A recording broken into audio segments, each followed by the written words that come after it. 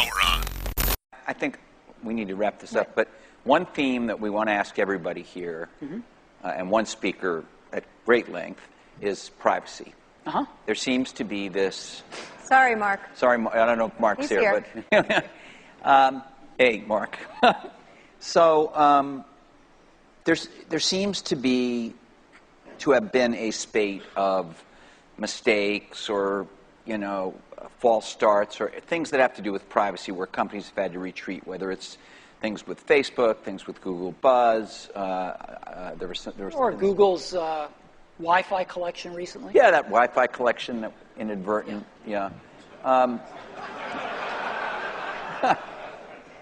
Talk to me about that. How is privacy looked at differently in Silicon Valley than in the rest of America? No, Silicon Valley's not monolithic. We've always had a very different view of privacy than some of our colleagues in the Valley. We take privacy extremely seriously. As an example, we worry a lot about location in phones. And we worry that some 14-year-old is going to get stalked and something terrible is going to happen because of our phone. And so, as an example, before any app can get location data, we don't make it a rule that they have to put up a panel and ask, because they might not follow that rule. They call our location services and we put up the panel saying, this app wants to use your location data. Is that okay with you? Every time they want to use it. And we do a lot of things like that to ensure that people understand what these apps are doing. That's one of the reasons we have the curated app store. We have rejected a lot of apps that want to take a lot of your personal data and suck it up into the cloud. A lot. So we're really old. A lot of people in the Valley think we're really old-fashioned about this. And maybe we are, but we worry about stuff like this. But aren't you also going to be moving more into cloud-based things? Are we going to be moving more into cloud-based things? Sure. But and doesn't that inevitably get you... No. Privacy means people know what they're signing up for in plain English and repeatedly. That's what it means. I'm an optimist. I believe people are smart. And some people want to share more data than other people do. Ask them. Ask them every time. Make them tell you to stop asking them if they get tired of you asking them. Let them know precisely what you're going to do with their data. Okay. That's what we think. Thank you. Earth, 2018. The alliance between governments and tech giants has led to the rise of the surveillance society, distraction technology, the attention wars, and the erosion of your mind. But one show stands against this insidious system. Hosted by the podcast champion, the man of tomorrow, the golden stallion of the tech world, Brian Sovryn. He and his co-hosts formed the intellectual resistance. It's time for Sovryn Tech.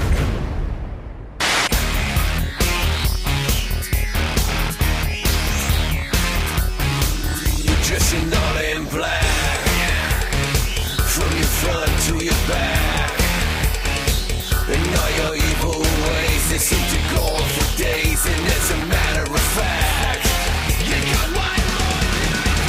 Smash it up, burn it down, tearing up the underground. You wanna live like a super villain, back in the lineup before your time's up. You wanna live like a super villain. Alright. You've been knocking down these doors, you've been filling up this room.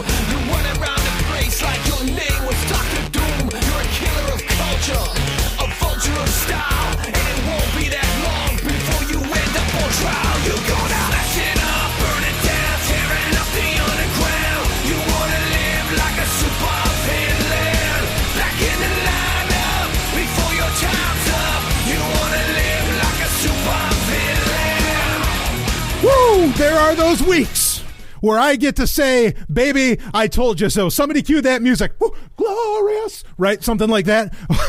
Oh, baby. The Golden Stallion, the Man of Tomorrow, Sabzu, the Rated R, woo, Radio Star, ready to bring it all on once again this week for Sovryn Tech. And like I said, some weeks I get to say, I told you so. And this is an I told you so years in the making. Okay, years ago, I told you, and we'll open right up, we'll open right up with a story, but then there's a little something I want to tell you about that came out that you probably heard about if you were in the Sovryn Tech feed. So there's some little bit of shop talk I want to get into, but let's open it up with a little bit of news for our Foreplay quick. And the I told you so is that the merger, okay, and this actually happened, about a month ago. I just haven't had the chance to talk about it yet.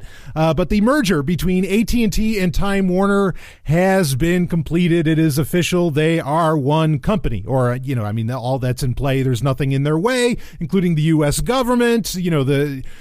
President Trump tried to sue, and, that got shot down by a district court judge, blah, blah, blah. $85 billion later, AT&T and Time Warner are one company. Now, I'll tell you, if you read the most recent Sovryn Tech newsletter, I believe it was the July issue of the Sovryn Tech newsletter. And if you don't get the Sovryn Tech newsletter, you go to zog.email and you get your hookup. You can't miss where to sign up for. You cannot miss it. It's at the top of the page, front and center. Okay, zog.email. Get the Sovryn Tech newsletter. In last month's issue, in July's issue, I talked about I made the case and everything, and I showed pictures that were, I think, by The Intercept, that The Intercept took, of a lot of different buildings, some of which are owned by AT&T, that are actually secret NSA spy centers. Not a new idea, or not a new thing at all. In fact, I talk about it in the newsletter, how these have been around since the early aughts. And we knew about them, like actual hotel rooms even set up with AT&T equipment that were spying on cell phone data and, calls and all that other stuff. Okay, not anything new, but let's just be clear here that AT&T is, as I've said on Sovryn Tech, for years, AT&T, you can put that up with all the other alphabet soup organizations, right? The FBI, CIA, NSA, you take your pick of whatever alphabet soup, get it, the letters. AT&T is one of those organizations, has been for a long time. For years, we've covered every time a new story would come out, be it from the Snowden revelations or something else, where it showed that AT&T has an absolute revolving door for the U.S. government, and they will let them, the government can just run roughshod on this company. And they're kissing cousins. Okay, it might as well be a government organization, and now that government organization owns Time Warner. Yes, that should freak you the fuck out, but there it is. And I know a lot of people thought that they could do something about it, and this is what I called. I said, no. You can, whatever. If it makes you feel good inside that you're doing some kind of like activism against this, against this merger, you're not going to stop it. It's going to happen. I don't care how many, pencils you're pushing. You are not going to stop this merger from happening. It's going to go down, and it went down. So here it is. It took, a little over a couple of years, I guess. But it is here, and wow, is AT&T. It's funny. So I'm going to give you a little bit of analysis. I think a lot of times, so first off, I think that in a free market, a genuine free market situation, not a mixed economy situation like we have in the colonies here, the United States, in a genuine free market situation, okay, I don't think that monopolies could exist. Like, just smaller companies would wipe the floor with any monopoly that tries to come into fruition. I know not every economist or whatever they want to call themselves that read their magic numbers, would agree with me on that. Or maybe philosophers, I don't know, whatever business they have thinking about that sort of thing. But anyway, I think that they would disagree with me that monopolies, no, that would happen, like aluminum foil companies or company and all this other horse shit, Peter Thiel and some other asshats, would make that kind of claim. Okay, I don't think so.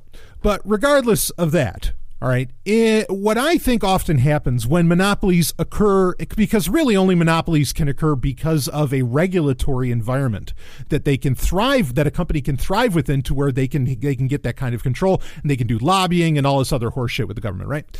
Okay, so AT&T, used to be good old Ma Bell, right? This used to be one of the biggest companies in the world, and they really had a very real stranglehold on, this is before cell phones, but they had a real stranglehold on, the telephone infrastructure in the United States. Okay, this is very, very real. Now, some people bring up arguments that, and I've heard these, and there's some interesting points to bring up about that when AT&T was a monopoly, they were actually forwarding, because one of the concerns about having a monopoly is that it keeps innovation from happening because there's no competition. That's not necessarily true, and I'm gonna concede that. Okay, I think monopolies would get beaten out because when there really is no or when you really are allowed to, not necessarily competition, but when you are allowed to develop independently of some guys in suits and everything, in some tall building. Okay, you get to come up with the really innovative shit. But not to say that monopolies like AT&T, Ma Bell was really inventing the future. For decades, when it really had that stranglehold, and the amount of money that they could toss into R&D that didn't have to actually turn a profit was pretty remarkable. So I'm gonna concede that. I'm gonna admit to that. But I think the whole reason, really, that that AT&T originally got broken up as companies. Again, this was decades ago. I think anytime the government goes after a company for monopoly practices, okay, and goes after them with antitrust legislation, I think that they are afraid. The U.S. government is afraid that company is getting bigger and more powerful, most importantly, than the government itself. Okay, I think that's exactly what happens there. I think it happened with Microsoft.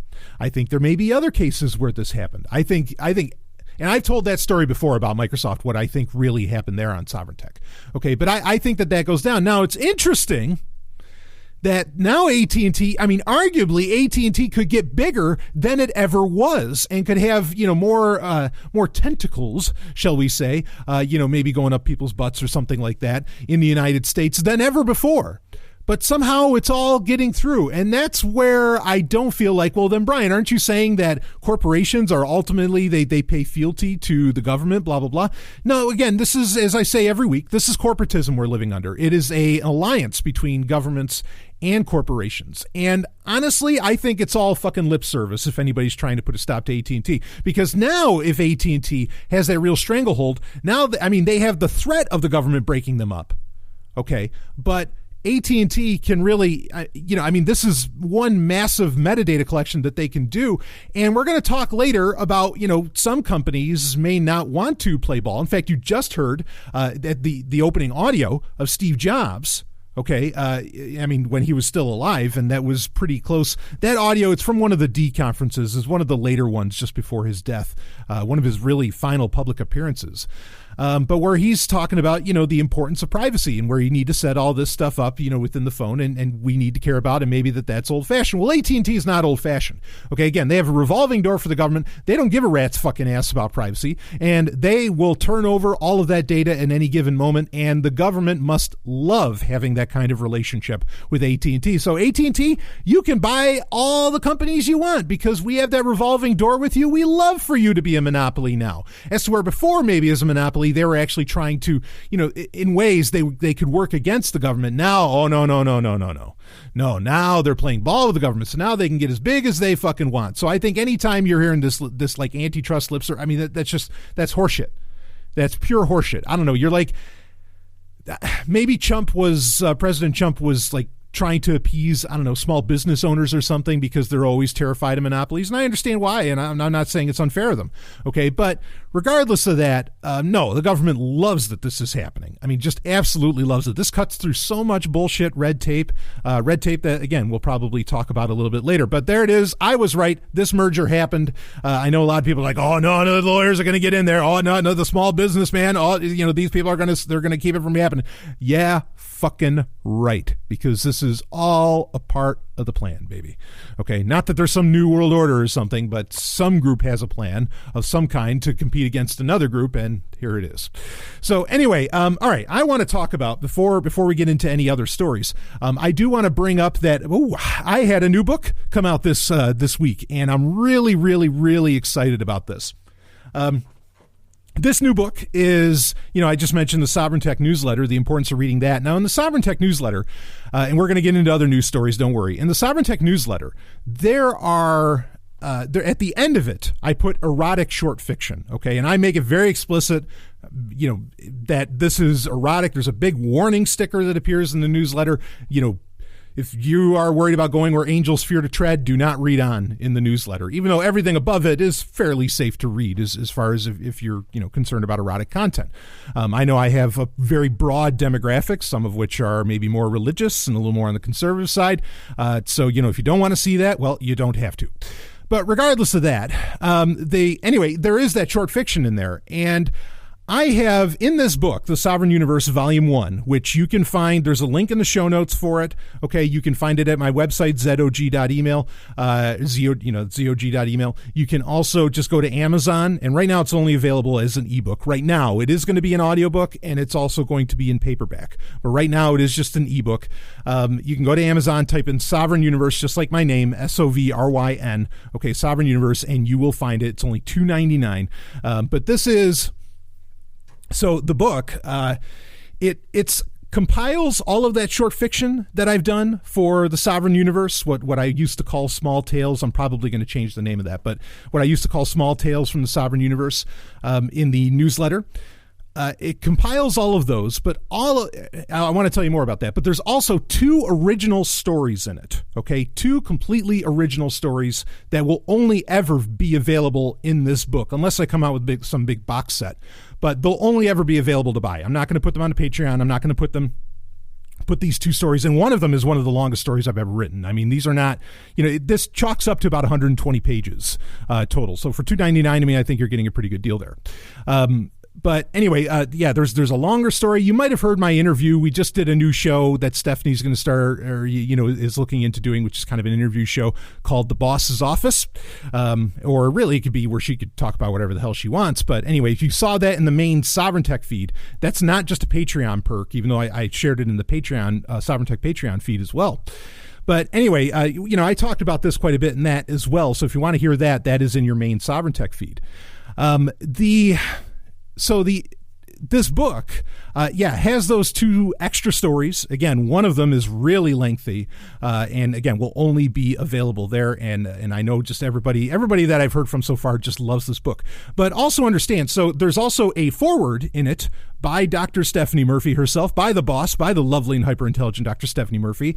That's there. That is all original. I do an all-original introduction, and the entire book itself has actually been edited and expanded as well by the one and only Ellen Stallone, Sovryn Tech co-host. So that is really, this is something all new. Even if you've read these stories before, there's all new stuff in there, and it is hot as hell, baby. I got to tell you. I've had to reread it a few times myself, if you know what I mean, and I've heard that from a few others. Oh, boy. Anyway, so it is a good time. Again, you can find the link in the show notes, or you can go to my main website, zog.email, or you can just go to Amazon and type in Sovryn Universe, and it'll come up. Volume 1's the only thing available right now that's there. Part of the reason that I did this, I want to talk about this quickly, and then I have one other bit of shop talk, and then we'll get into some more stories. Part of the reason that I did this was because I've had issues with the Dark Android book getting published by Amazon. And so I wanted to see, okay, what boxes do I need to check and everything? Because I've only ever published one other book before. And that was the original 2017 version of the Dark Android book, okay, which is all about reclaiming your privacy, blah, blah, blah. Go to darkandroid.info if you want to get your hands on that. But, I wanted to see what it would take, to have a smooth launch of a book. And this went pretty smoothly. I was very pleased, and I'm going to test out the paperback. And then once I know that all of that can work just fine, then I'll be very confident, and I will talk more about releasing, because I actually have to send copies out to some people who are at my Dark Android class at PorcFest this year. Then I will release. I'm actually calling. I talked about this with Sovryn Tech patrons in a Q&A. A Q&A episode where it's going to be the 2019 edition. I'm going to call it Dark Android the 2019 edition. And then, somewhere within 2019, I'll release the 2020 edition. And I have other books planned as well. There's a lot of books planned. But I don't want to say when or what those are going to be coming out because I've learned my lesson. You really don't want to announce shit unless you're really 100% certain that it's going to be coming out. So anyway, yeah, go grab Sovryn Universe Volume 1. Now, something else I want to tell you about. Okay, you might notice today when this comes out, if you're getting this on release day, which is Saturday. In fact, it'd be Saturday, August. Holy hell, how are we in August 2018 already? Saturday the 18th. You might notice that another episode of Sovryn Tech, it would actually be, I guess that'd be episode 290 or 290. Yeah, I think that'd be episode 290. That actually had the lovely and hyper-intelligent Dr. Stephanie Murphy on with me. Episode 290 did not end up in the main Sovryn Tech feed. So if you are listening to this, if you downloaded this from the Prime Sovryn Tech feed, not the Patreon feed, the Patreon patrons got it.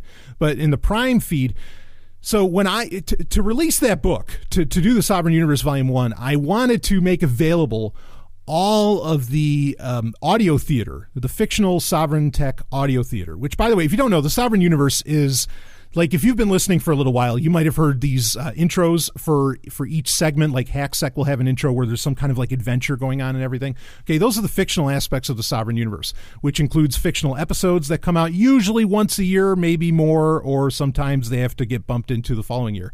I put together like this 6-hour compilation of all of them, okay, and it's beautiful, but it broke the SoundCloud feed, okay? So it made it very, like, I couldn't because I released it on Saturday, or it was Friday night, but it ended up being like pretty much Saturday at 1 a.m. Okay, last week. And then the episode wouldn't go into the feed for some reason. So today, when this is getting done on August 18th, there will be a release, like that episode's going to get re-released, so that way it's actually in the feed. I guess SoundCloud has some limit on how many hours you can release in a week, which I didn't think I broke. I knew there was a size limitation, but hey, whatever. I don't know. So anyway, so that episode will be there. So it looks like you might have missed last week's episode, and it was a phenomenal one with the lovely and hyper-intelligent Dr. Stephanie Murphy and I. Just a really, really great time. So if you see 2 episodes on the 18th, that's why. But speaking of the 18th, Sovryn Tech has its own calendar, by the way, where we celebrate. We have our holy days, as it were, and got to tell you, the 18th, baby, this is one of those days. This is one of those holy days. Wish you were here on this episode, but. Yes, it is Ellen Stallone Day on the Sovryn Tech calendar because it is her birthday, and happy birthday, Ellen. Woo! I think that's... if you knew the great work she does for the newsletter, for the show in general, I mean, it's phenomenal. So totally deserving of her own holiday. Of course, we have Stephanie Murphy Day, we have MK Lord's Day, we have all kinds of days, all kinds of calendar days on the Sovryn Tech calendar, and of course we use the Holocene calendar. So it'd be August 18th, 12,018, right? Because with the Holocene calendar, you add in 10,000 years. I love that. Got my Holocene calendar, or human era. Some people call it the human era. I've got that right behind me. Woo! Anyway, okay. So, yes, happy birthday to Ellen, and everybody feel free to wish her one. All right. So let's get into some more stories here, because we've got plenty to get into this week. Some really, really great stuff. We get to talk a little hardware. I always love when I get to talk hardware. It seems to be not a dead thing, but it's a fairly boring thing. I mean, you're not going to talk about the phones coming out. Well, we had a big long conversation about that on a recent Sovryn Tech episode. But anyway, so AMD, this is pretty wild. Now, we talked about a few months ago when Intel announced their i9 processors, which is kind of their first new processor class on the consumer level in quite some time. Everything's been i3s, i5s, i7s, and Atoms and whatnot. So the i9 was a bit of was a huge deal. Which the i9, kind of the main selling point, even though there's different models of it, of course, as there always is with Intel processor classes. Its big hitter is this 18-core. It's the i9-7980XE.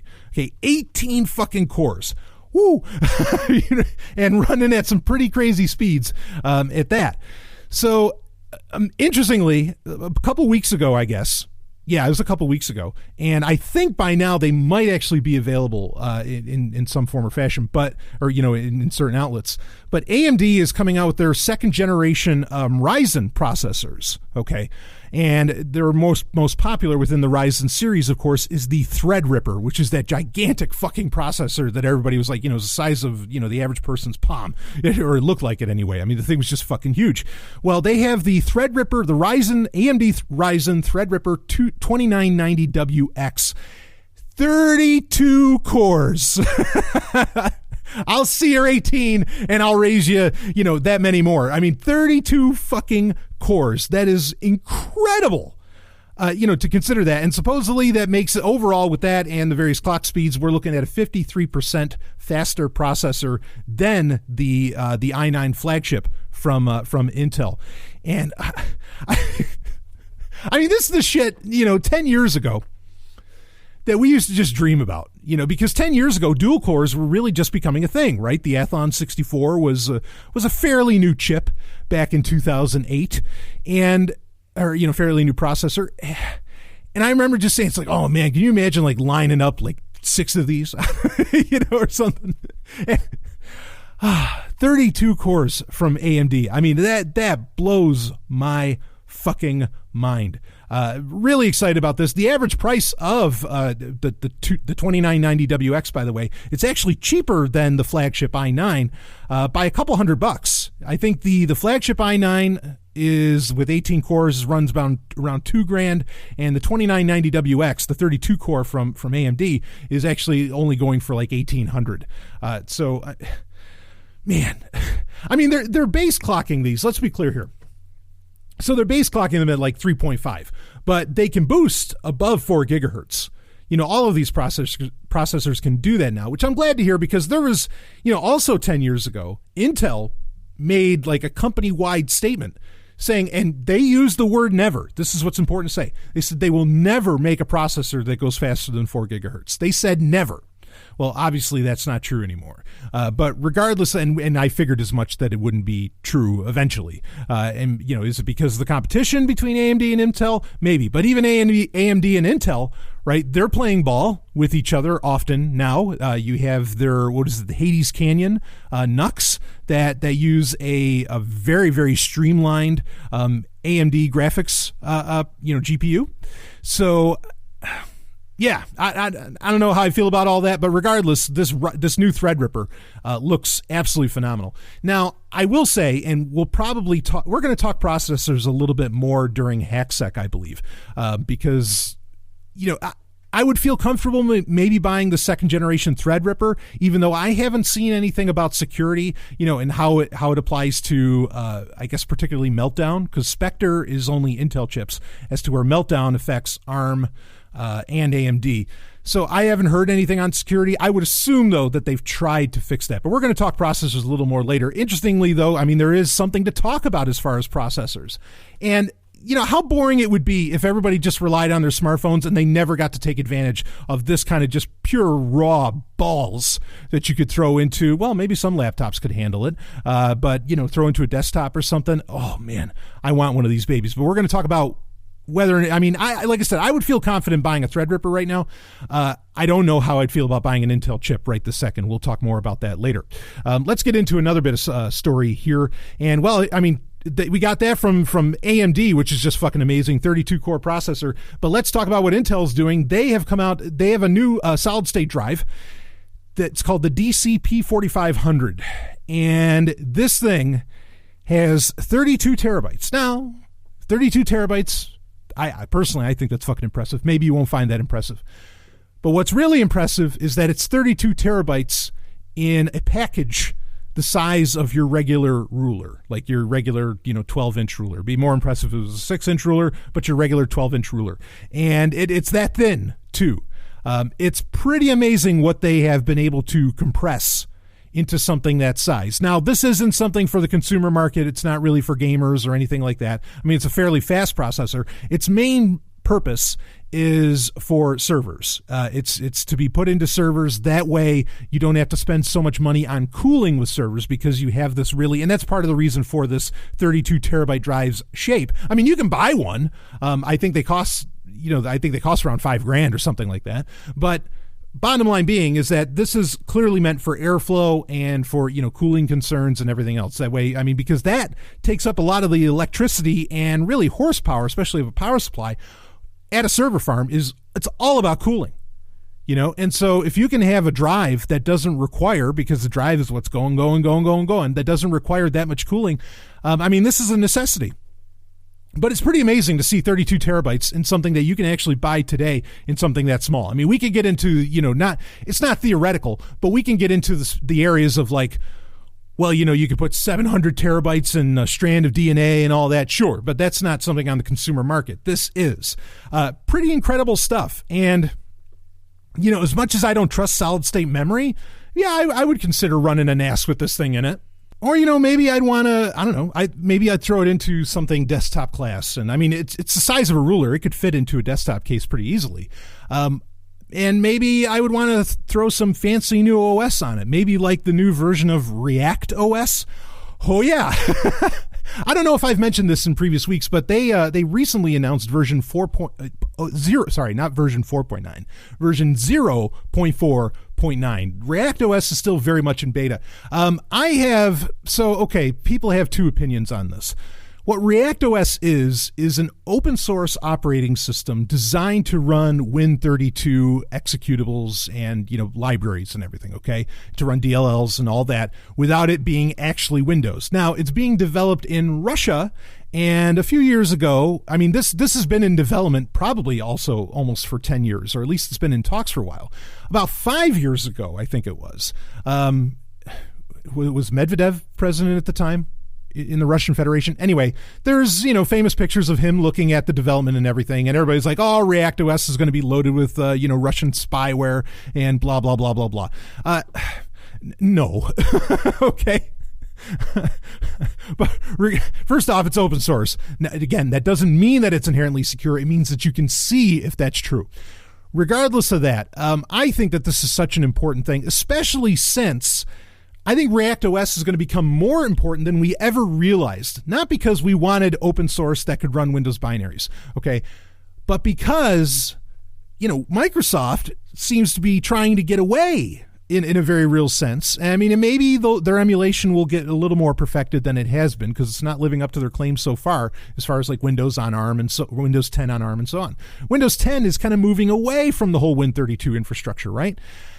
So there's lots of apps. I know there's apps that I've been running for 15, 20 years that I still run to this day that fuck you if you're going to take away, my DLLs, right? Or, fuck you if you're going to try and take away my XEs. So we want an operating system that can do that. And when you consider also that like Valve now is trying to create an emulator for Windows games that will run in Linux. And this isn't Steam. It's part of Steam OS that, came out years ago and really hasn't done anything. But I think they are seeing more of the writing on the wall, and a lot of companies are. So something like React OS is really necessary. Unfortunately, I think it's going to be hampered by the fact that it is developed in Russia, and right now in the current political and cultural climate, at least in the United States, I don't think that'll be accepted. I think that's a goddamn shame. I don't think most people don't realize some of the software they use is actually quote unquote Russian in origin, not Russian government, Russian people. And I think if they knew, they'd be like, oh, well, I guess not everything from Russia is bad. But whatever, people just, oh, no, the Russians are coming. The Russians are coming. I so fucking can't believe that is a phrase again. I really thought we got past this 20 years ago. And nope, you can, it's so funny. You can trick Americans again. You can make them afraid of fucking anything. It's unbelievable. You're talking about these people that are constantly saying, oh, we're the best. Oh yeah, democracy. Yeah, we stand for this, blah, blah, blah, blah, blah. But boy, you can make them afraid of fucking anything. And their fear just, turns on at the drop of a hat. Unbelievable. So anyway, okay. Well, speaking of maybe Americans that aren't so fearful, this was a bit of an interesting story and will lead into something we're going to talk about later in the show during the wildcard segment. And that is on Twitter, a astronaut, former NASA astronaut, Leland Melvin, he claimed to, well, actually, I got a headline here. There's a link in the show notes if you want to read or hear more about it. And it's from Fox News. Sorry. Astronaut claims he witnessed an organic alien-like creature, but NASA is denying it. So he said it on Twitter. All about what exactly the claim was. He says, I have not seen one in space, or someone asked him, like, have you seen anything alien-like on Twitter? And he responded with, I have not seen one in space or on the ground, but thought I saw something organic/alien-like floating out of the payload bay. And then he goes on, he says, and I called the ground, that's of course NASA, to ask what it could be, and it was ice that had broken off of the Freon hoses. Translucent, curved, organic looking. And then he put like a little alien emoji at the end of it. So, and he goes on to say, I was about to say, Houston, we have a problem, but no, everyone spins up when those words are uttered from a space vehicle. Godspeed. So NASA's saying, look, yeah, it was ice. Leland Melvin is saying, hey, maybe there was something out there. I don't know what the hell it was. You got to understand something, folks, okay? A lot of times, now, I mean, there are, you had Edgar Mitchell, who was like the sixth man to ever walk on the moon. He claims that aliens, he had a whole theory that claimed, speaking of the Russians, that aliens came to Earth and stopped a nuclear war between Russia, or, between the Soviet Union and the United States. That's Edgar Mitchell's claim. And look, Edgar Mitchell, I'm not going to take anything away from him. Obviously, brave as ass human being and not an unintelligent one either. But that's kind of his claim, sort of a day the earth stood still kind of scenario. Okay. And, sometimes I wonder if these guys are just pulling everybody's leg, because I might pull that kind of joke. If I actually went to space, I mean, I don't know that I'd want to lie, but I would pull some stunts on people, I think. It's like, oh, I saw that, blah, blah, blah, blah, blah. But of course, the classic Sovereign Tech stance here is that, look, folks, there are no aliens that have been to Earth, okay? All the UFOs, no, they're not UFOs. Probably just government, X-planes and whatever else. Aliens have not been here. So I think Leland Melvin was just having some fun with people. We'll be right back. Hey, look! Got an energy spike. Hold on! Launch. No! Bombing the Narn back to the Stone Age wasn't enough for you? Then we heard it. The sound of something terrible being born. This is madness. Station 3 to Commander Ivanova. Centauri have launched a full-scale assault. Time is coming on! It's our turn now! 2 million tons of spinning metal, all alone in the night. A world where empires rise and fall, where dreams are born and die, where war and hatred are challenged by love and faith. In the third age of mankind, an age plagued by an evil empire that seeks to destroy humanity. It is our last, best hope for peace, for victory, for freedom. It is Babylon 5. Babylon 5 is available for download on your favorite torrent site. See it now to experience the greatest show in television history. Babylon 5.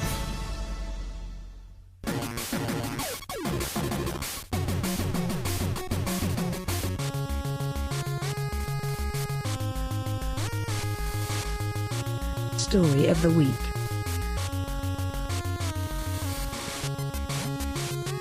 It is time for Story of the Week, where we cover one big hot story, baby. And like I said, wait for Wildcard, because we're going to talk about, is humanity going to start an interstellar war? Oh boy, there was a Forbes piece that, well, as usual, or not as usual, but as often happens, the media's full of shit, and so's Forbes. But anyway, we have something else that is really a bunch of shit, a steaming pile of fucking shit, but well, anyway, this is from Reuters. We need to get into it. We need to talk about it. This actually got sent in to me by a Sovereign Tech listener. I really appreciate that. Because sometimes I don't see all the stories that are going on out there, even though one of the benefits of doing a tech show is that because I'm a tech enthusiast and a tech journalist, I am actually looking at and reading tech stories all the time. But anyway, this is from Reuters, and I appreciate if you want to send in stories, you can do that. I might not get to them, but just you can go to contact.zog.ninja. Okay, that's contact.zog.ninja, and that will take you right to a form where you can send things in anonymously. I don't even need your email address. Of course, my email is bbs@sovereigntech.com. If you do want to email me with something, you can do that too.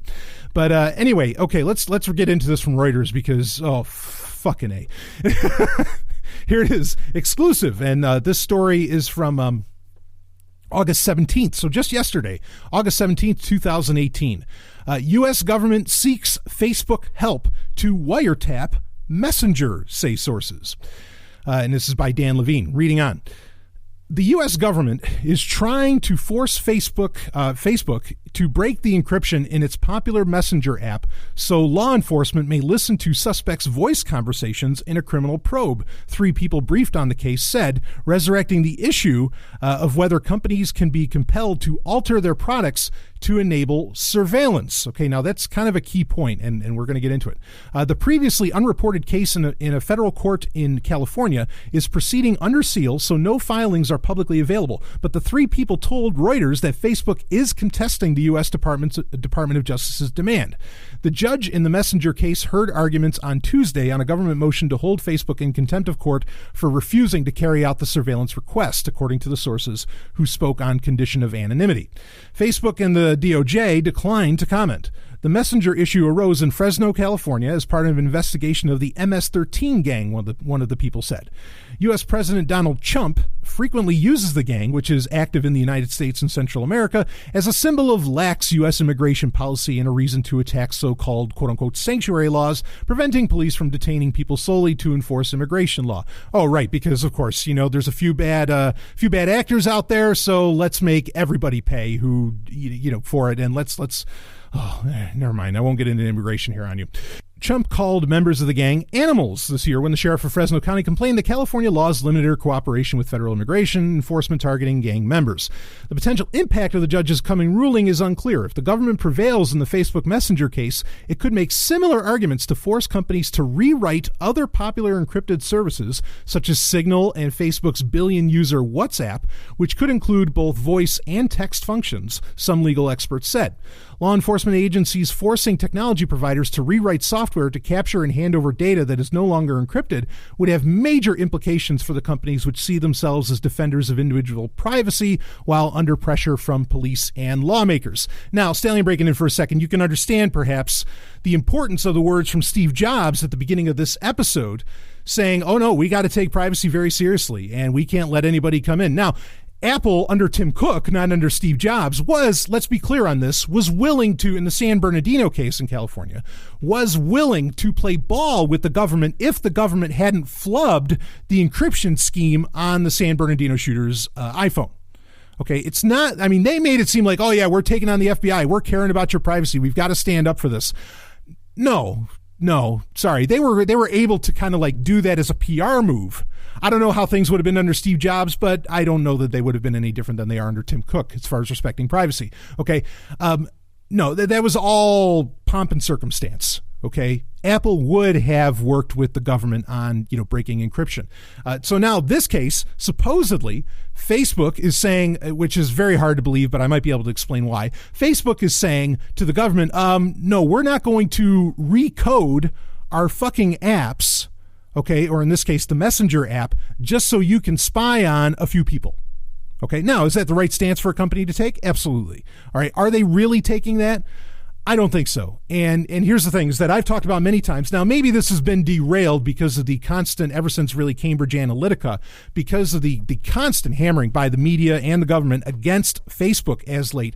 I've felt over the few months that what that's all about is just, it's a huge smear campaign to keep Mark Zuckerberg from running for political office, be it president, senator, whatever the hell he would end up running for in 2020, which I think an excellent case could be made that he was planning on, that if he's not still, he was at least planning on taking political office. Now that should terrify the fuck out of anybody, because here's the thing. In fact, this proves the point why it's so scary for Zuckerberg to become president or have any kind of political office.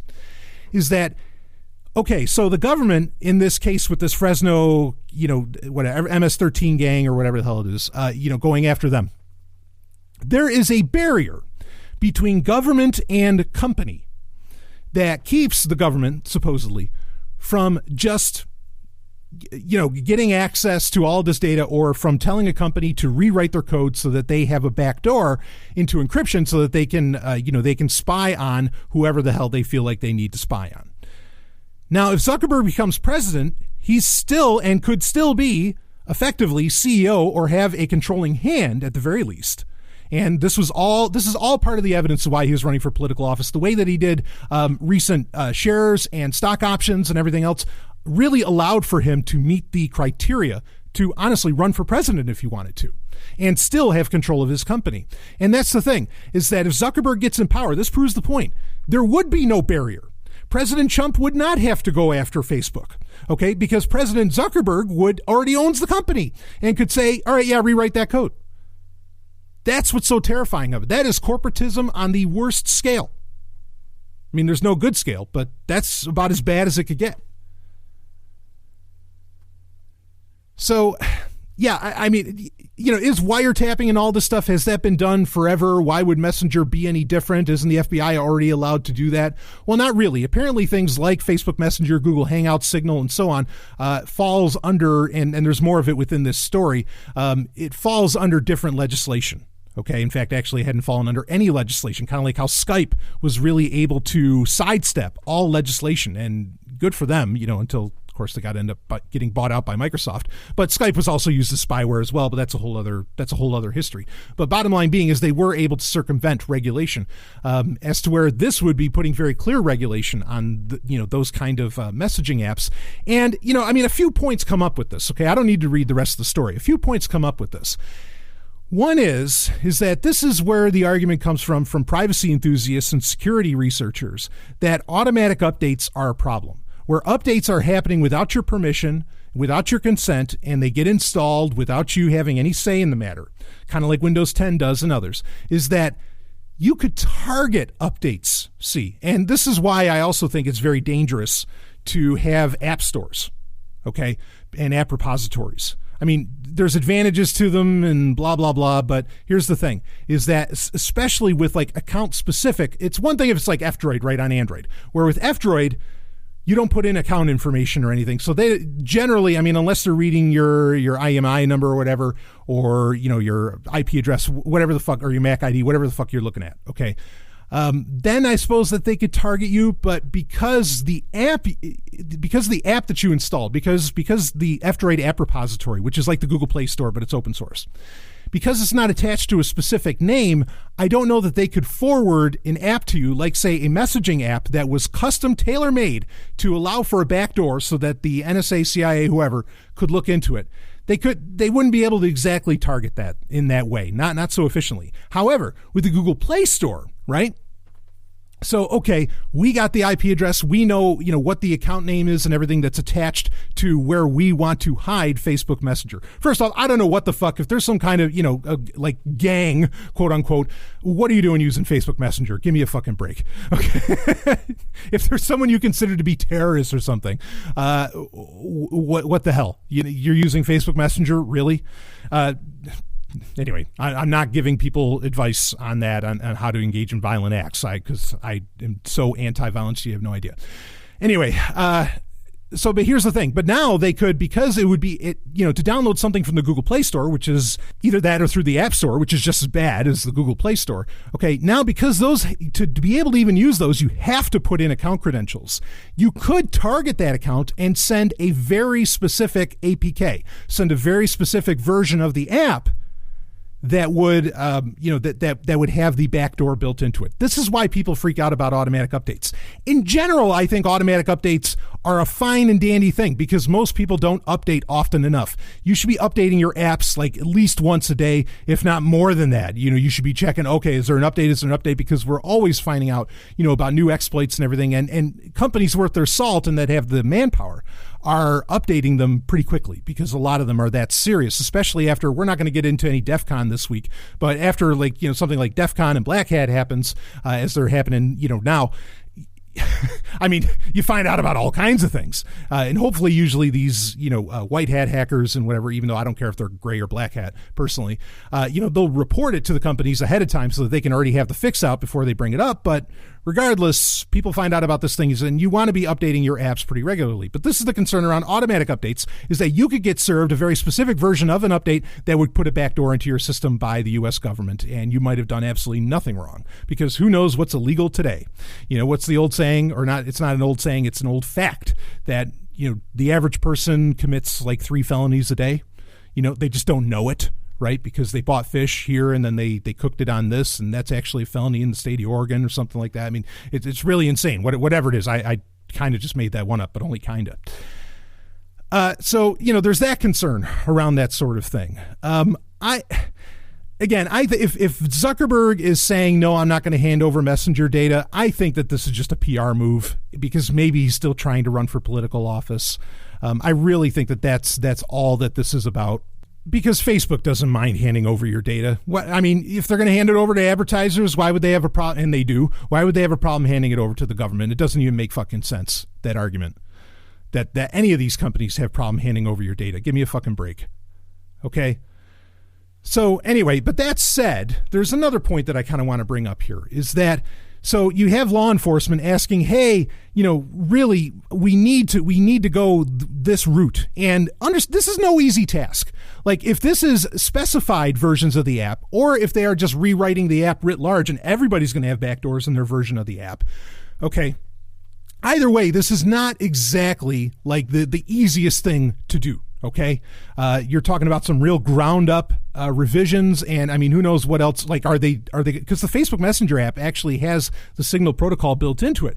Now, are they going to have to do some rewrites to the Signal protocol, or are they going to remove that feature entirely? And if they don't remove the feature entirely, it proves the point that I've made many times, that other implementations of the Signal protocol outside of Signal itself are very questionable, very, very questionable as far as are they actually really, are they solving issues with privacy, right? Are they actually encrypting your data? Are they actually hiding? Is it really being done end to end, or is data being sent to, say, Facebook, or what Skype is going to have it to is embedding or baking in the Signal protocol, so that Microsoft has your data as well. Whatever. It raises those questions about implementation that I've brought up every time. If you want to trust the Signal protocol, only use the Signal app. Do not use anything else that implements the Signal protocol. So anyway, all of that aside, okay, that's not, or my point in saying all that is that it's not an easy task. So, and here's the problem with that, is that I don't give a rat's fucking shit about law enforcement. I don't give a, government. I'm an anarchist. Okay. And I really am. All right. I'm a peaceful one, but I'm an anarchist. There are so many tools for surveillance that are available to law enforcement and government today, hell, to the average person today. And it is usually made clear in most of these court cases. We don't know about this one because it's closed. It's a closed session. It is usually identified pretty quickly that law enforcement did not use any of those tools available to them. Okay? But they go asking for more powers. And the argument could go, if you believe in government and law enforcement, what you should be telling them as a concerned citizen, whatever the hell that means, is, hey, wait a minute. You exhaust all of these avenues that are already available to you right now. And if you go through those and you don't get your criminal, you don't get your target, then come to us and talk about rewriting entire fucking apps, okay, with backdoors in them. And that's that's something people aren't thinking about, and they need to think about that. Like, if you really believe in fighting this shit in court, and I know some people do, I don't know why, but they do. Okay, hey, everybody's got to do their thing. You got to act upon your conscience how you're going to act upon it. All right. And if you do, this is what you should be saying in court. Wait a minute, but they didn't use this. Wait, but they didn't use this. Put up. They're not Reapers. I'm trying to think of the name of them, where they have drones that can mimic, a cell phone tower, that can collect all the data from the cell phone tower. Now, if it's encrypted, I guess that there's an issue, necessarily around that. But there's so many things that could be done about this. How about this? instead of rewriting and this is the part that nobody wants to talk about. This is the big thing that nobody really wants to write when it comes to tech, including security researchers. And now, video calls, this wouldn't necessarily solve that, but as far as with text, well, don't go to Facebook. Go to the little keyboard companies. It's interesting that the keyboard company, two major keyboards for most mobile systems are, virtual, on-screen keyboards are run by Google. And now SwiftKey, of course, is owned by Microsoft. I could see where those little companies might have wanted, or, where like SwiftKey would have wanted protection like Microsoft's lawyers, so that way they could deal with all the red tape and everything. But come on, Google has everything that's getting typed out. Go and ask for that, government. There's so many avenues to go through without having to rewrite an entire fucking app. And like Google tells you when you install a keyboard, hey, this could be recorded and sent to a third party. It's right there. They have access to that. So fucking use that. I don't want any of this to exist. I don't want any of this to even be a thing. Don't confuse me. But I'm saying if we're going to make the argument of what to do, there's a million other things to do before you go, telling all these messenger companies to rewrite their fucking app and build in backdoors, which defeats the purpose of fucking security in the first place. And if all the terrible things that you say that Russia's doing is happening, then every time you put in another backdoor, it's not just a backdoor for the U.S. government, it's a backdoor for every other government in the world. But that's not what this is about. This is just all about control. It's not about actually catching a killer. It's not about catching, some gang. It's not about catching some group. It's not about, defending people or anything like that. It's all about people above you having more power. Because if it's anything else, if it's any other reason, it doesn't make any sense. And you should be even more scared because of how stupid these people are. I wish they would just be honest and say, yeah, this is about us having control. This is not about defending you, because if we were about defending you, we'd give you the encryption. Hell, we would give it our blessing. We would say to Moxie Marlinspike, attaboy for making Signal. Now, I know there's people who have concerns around Signal. I had some people tweet at me at that, and actually some of those concerns I share, and I've talked about them over the years.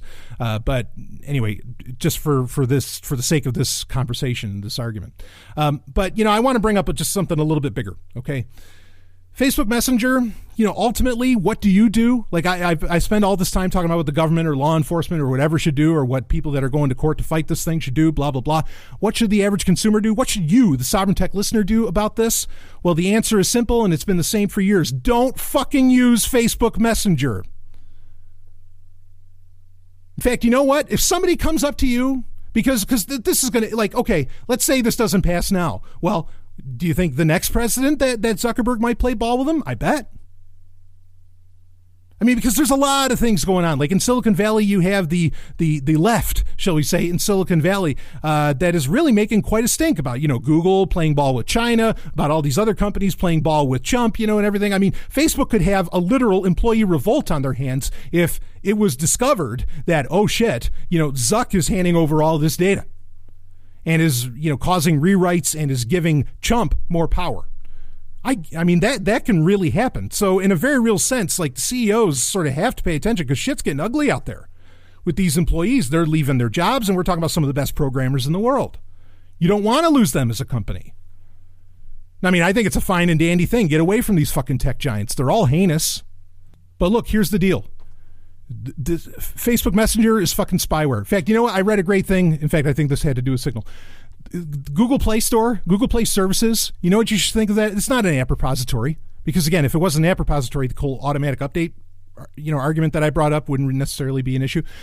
Don't think of it as an app repository. Don't think of it as an app store. It's a rootkit for your fucking device. It's just one giant goddamn backdoor. And believe me, I gave Signal shit for requiring Google Play Services. Of course, that's changed lately. But anyway, and I've been doing that for a long time until it did change.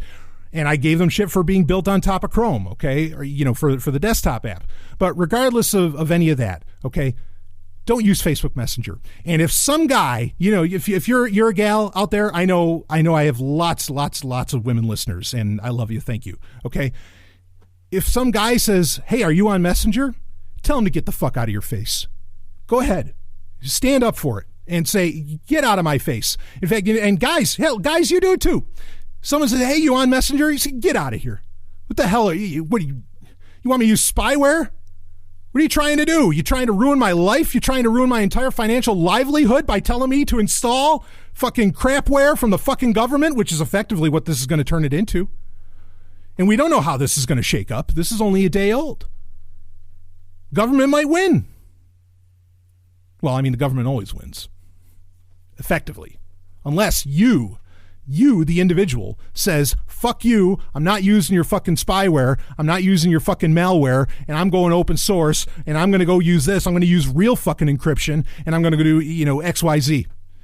And you know what? Put sex on the line for it, baby. Put sex on the line. Say, no, oh yeah, oh, you want to go on a date with me? Oh, you're not contacting me on Facebook Messenger, fuck you. That's what it takes. That's what it takes. Start putting real shit on the line. Real, emotional shit on the line when it comes to this. I'm telling you. I am so tired of this crap. I mean, what do you expect?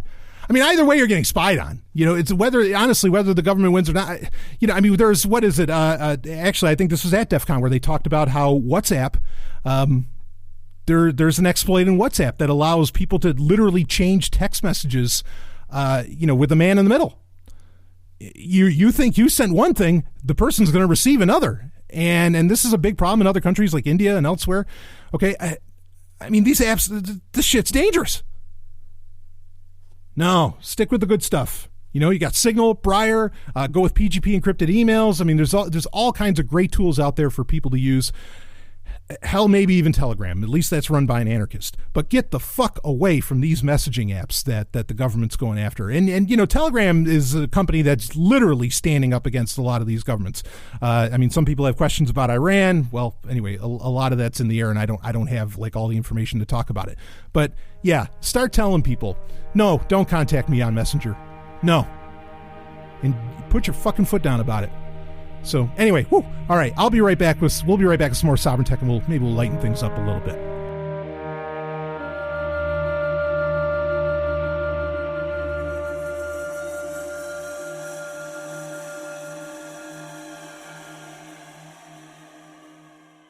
Hey, I tell you, you want to get on with something that respects your privacy, respects your security, and respects you as an individual? Let me tell you what you want to check out, okay? There's a blockchain technology out there that gets me so excited, gets me so hot, and that is ZenCash. Now, ZenCash, why don't you go to ZenCash.com to check it out. Sovryn Tech sponsor.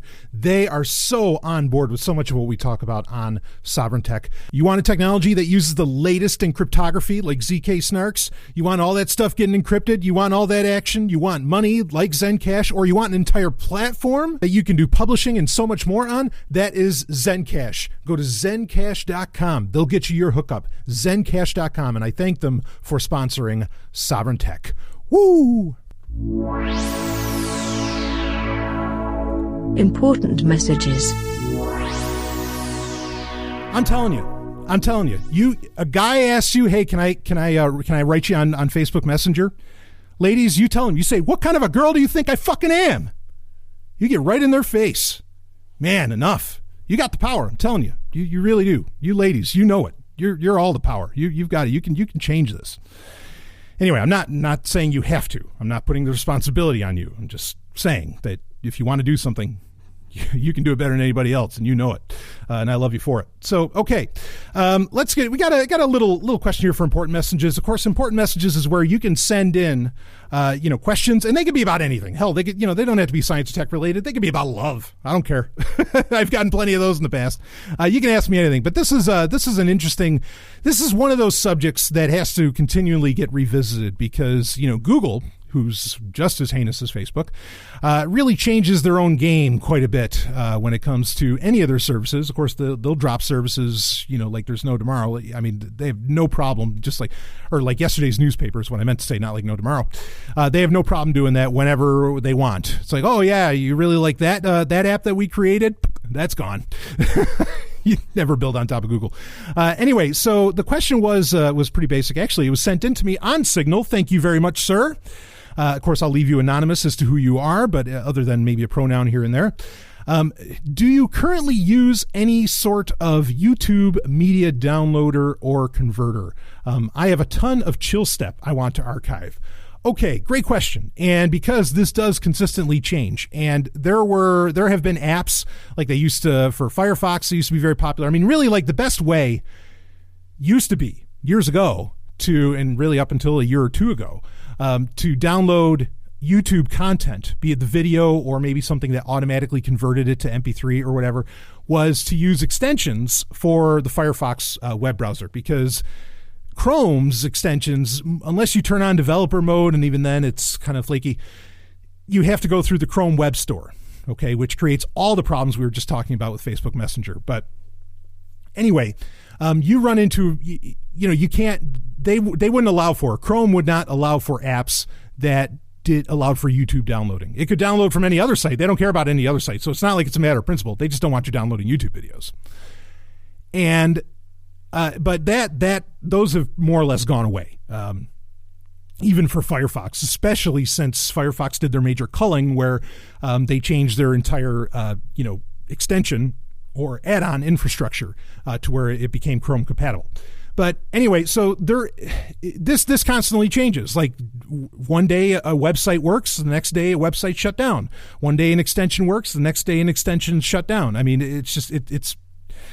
The ducks just keep on moving. And well, one that I've been using for a good long while now, and that works for just about any website, doesn't just work for YouTube, but I really like it. The only thing is it doesn't give you a whole lot of options as far as what you want the MP3 to look like what's the sound quality that you want. And, if you're going for chill step, which, oh, fuck yeah, baby. I love chill step. I will listen between chill step and Starship engine sounds and bridge sequences, Starship bridge sequences. That's when I need to get into flow and when I need to actually get some work done and everything, that is absolutely what is playing in the background for me. I mean, I'll listen to other stuff too at times, certainly, but fucking love chill step. If you're listening to this, you've never heard of it, you are in for a treat, let me assure you. So anyway, so to download that, you'd probably want to download the video, the original MP4, if it's an MP4, the original video itself, and then use, if you're on a Windows machine, you want to use something like any video converter that would give you a lot of options as to what the sound will end up looking like. Okay, when you convert it, will it be a 320K MP3 or 192K MP3? Which 192 kilobit MP3 is what I think is kind of the gold standard. I know some people say no, only FLAC or only 320. I really don't think there's a big difference between 320 and 192. Now between 192 and 128, oh fuck yeah, there's a huge difference in MP3s. I mean, there's a huge difference between that. Okay, but 192 I think is really CD quality in my opinion. And believe me, I'm one of those guys that thinks digital doesn't exactly, cut muster all the time. All right. As far as getting the entire range of human hearing, even they can claim that it does, but I don't always believe that. Anyway, so maybe you'd want to do that, but the site to actually download from, and we'll do auto conversion to MP3, is 9xBuddy. Again, this is the number 9, xbuddy.app, 9xbuddy.app. The link is in the show notes for that.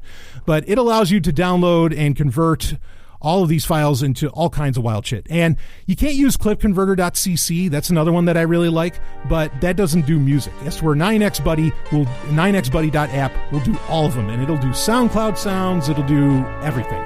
So I definitely recommend 9xbuddy.app. Link is in the show notes for that, and that's what I use to download all my stuff from YouTube. All right, I'll be back with more. Hey, I know what you're thinking.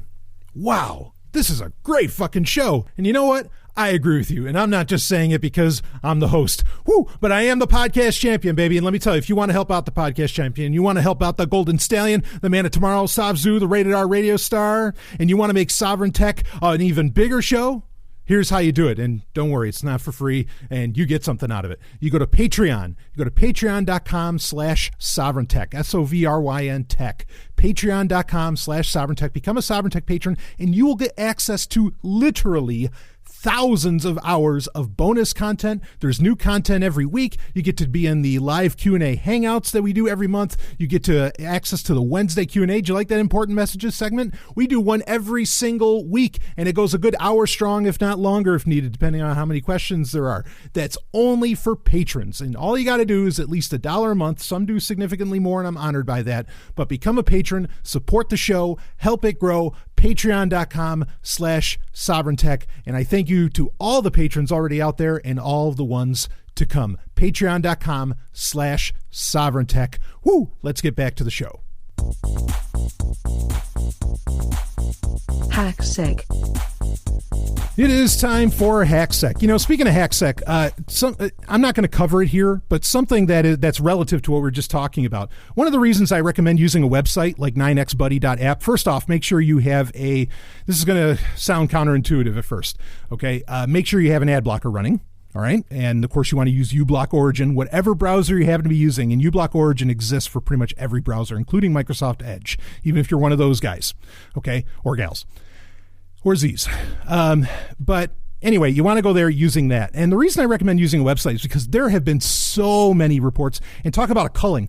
Facebook has removed, I think, almost 100,000 apps now in the past month, where there was just a ton of apps that were collecting so much data about your browsing history and whatever else. Of course, Google's been doing that, you know, kind of right and left. But point being is that you really want to run with as few extensions or add-ons in your browser as possible. It is just becoming more and more commonplace for those to have some kind of exploit or malicious intent when you install them. So get the fuck away from almost every extension that you can. And again, you do want to run an ad blocker. That way you're secure on the internet and, you know, it's more enjoyable. And it's not, again, as I always say, it is not your responsibility for these sites to figure out how they're going to get paid. That's their job.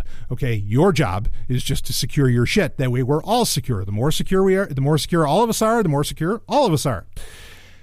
Right?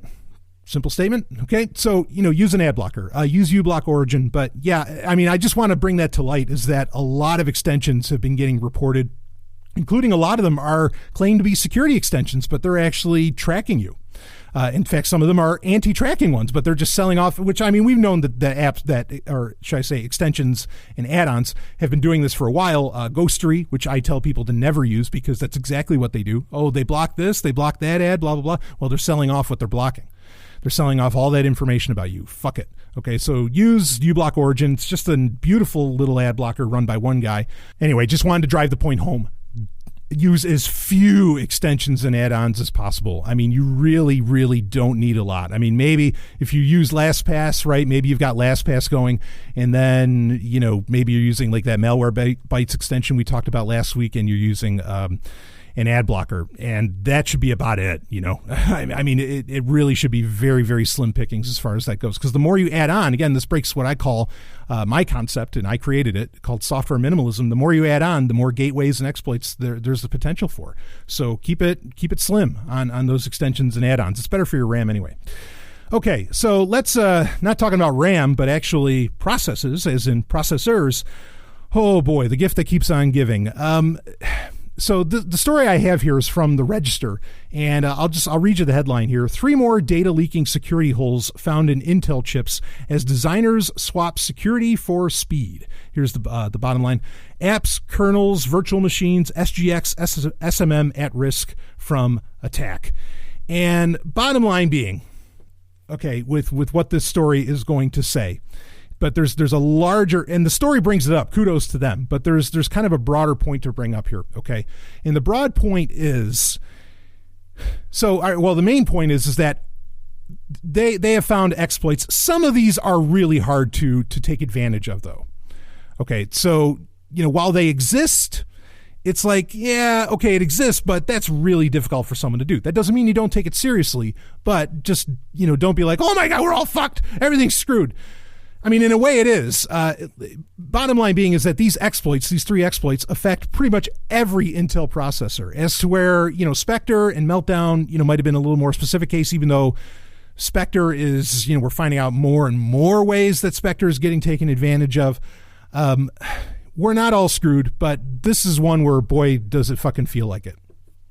And here's kind of the main point that I want to bring up with this. In fact, I'm going to read. I want to read from the story. Let me read a little bit about what they say, and then I want to get into the broader point that I think is really important to hit home. It says, Intel will today, and this is from August 14th, so just a few days ago, Intel will today disclose 3 more vulnerabilities in its processors that can be exploited by malware and malicious virtual machines to potentially steal secret information from computer memory. These secrets can include passwords, personal and financial records, and encryption keys. They can be potentially lifted from other applications and other customers' virtual machines, as well as SGX enclaves and a system management mode. SGX is Intel's technology that is supposed to protect those secrets from snooping code, kind of like Secure Enclave for your iPhone, right? SMM is your computer's hidden janitor that has total control over the hardware and total access to its data. Now, that SMM is one of the things that something like LibreBoot, which is an alternative firmware, BIOS effectively, for Intel processors that gets put into LibreBoot computers, which I highly recommend, and can mitigate a lot of what's talked about here. That's part of the reason that LibreBoot was created, because, real security researchers were fucking terrified that Intel has this, what could add up to total control of the processor, okay? And you don't really have a whole lot of say in the matter. So anyway, reading on. Across the board, Intel's desktop workstation and server CPUs are vulnerable. Across the board. Repeat that again. Crucially, they do not work as documented. Where their technical manuals say memory can be marked off limits, it simply is not. So effectively, Intel is lying, okay, about, just how secure everything they do is. Does that surprise people? Probably not. But this is, a lot of this has to do more with Spectre and so on. Like I said, that's a constantly evolving problem. So there's 3 of them, and you get the idea of what exactly is at stake here. All of your data, your digital life, which again, affects your physical life. I mean, there's really no difference anymore. There might have been a time where you could have separated the two, but really no longer. So I want to read, they have the point, so what went wrong? This is kind of a subheader that they have here. To summarize the problem, essentially, Intel's CPUs ignore their operating system kernel page tables. Operating systems such as Microsoft Windows and Linux maintain special data structures called page tables in memory that describe how portions of physical RAM are carved up and allocated to running applications. These tables, defined in Intel's manual, specify whether or not information can be read or written to in sections of memory by applications. Crucially, they also have a setting called present, which when set to 1 indicates an actual chunk of physical RAM is available to store some information for a running application. When it is 0, there is no physical RAM allocated, so any access to that area should be blocked by a page fault. When an application tries to touch some of its data in memory, it references the information using a virtual memory address. This address has to be converted into physical memory address, which points to some part of a RAM chip in the system. The processor therefore may consult the page tables to convert the app's virtual memory address to the corresponding physical RAM address. This takes time, and today's Intel CPUs will not wait for a page table to walk to complete, when they could be doing something more useful. They will speculatively execute code based on a copy of the requested information cached in the L1 data cache, even if the page tables specify that this data is no longer present in physical memory and thus should not be read. Okay, the upshot is malware or malicious guest operating system can exploit this to ascertain data it shouldn't be able to read. So, Stanley breaking in, what does all that mean? Bottom line being is that you get stuff stored into your memory cache, okay, in your RAM, not even necessarily on your hard drive, like temporarily, like maybe you save something to the clipboard or something like that. That's not true for all operating systems, but it's just an example. Okay, it's temporarily being stored there. Now, when you have an exploit, like the Spectre exploit, okay, that can take advantage and can read what was put on that RAM temporarily. Yes, RAM rewrites itself constantly, is not meant to hold on to information for a long period of time. Okay, but if someone were taking advantage of these exploits, they could read what is getting written to the RAM. And the RAM is not being secured, and the reason it's not being secured is because here's the thing, is that Intel, and this is the main point to bring up, and the article kind of brings it up. Okay, Intel, for decades, has been pulling a trick to make their processors that much faster, to try and beat AMD, to defeat good old Cyrix. Remember Cyrix? I love Cyrix. Okay, to beat all them, they pulled some dirty tricks. And they said, okay, we are going to favor speed over security. We are not going to do things right. We are not going to make sure that all of these different, enclave areas of memory are secure. We're going to do where, okay, we'll just say, all right, well, we'll let it hold it a little bit longer, or we'll keep it open. That way, another part of memory can more easily access it, and so processes, can work against each other again through the L1 cache.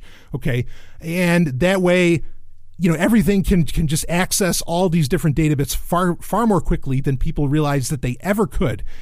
But here's the thing: if Intel went the secure route, your computer would be that much slower. That's why we were talking about when Spectre and Meltdown came out, that, you're going to see like potentially 9 to 30% hits in speed, because now they have to lock down these processors to where they can't just keep kind of stuff sitting at the ready in the RAM, to where it can look like, where it tricks you into thinking your computer's actually moving faster when it's not really processes, that the processor's not really going faster.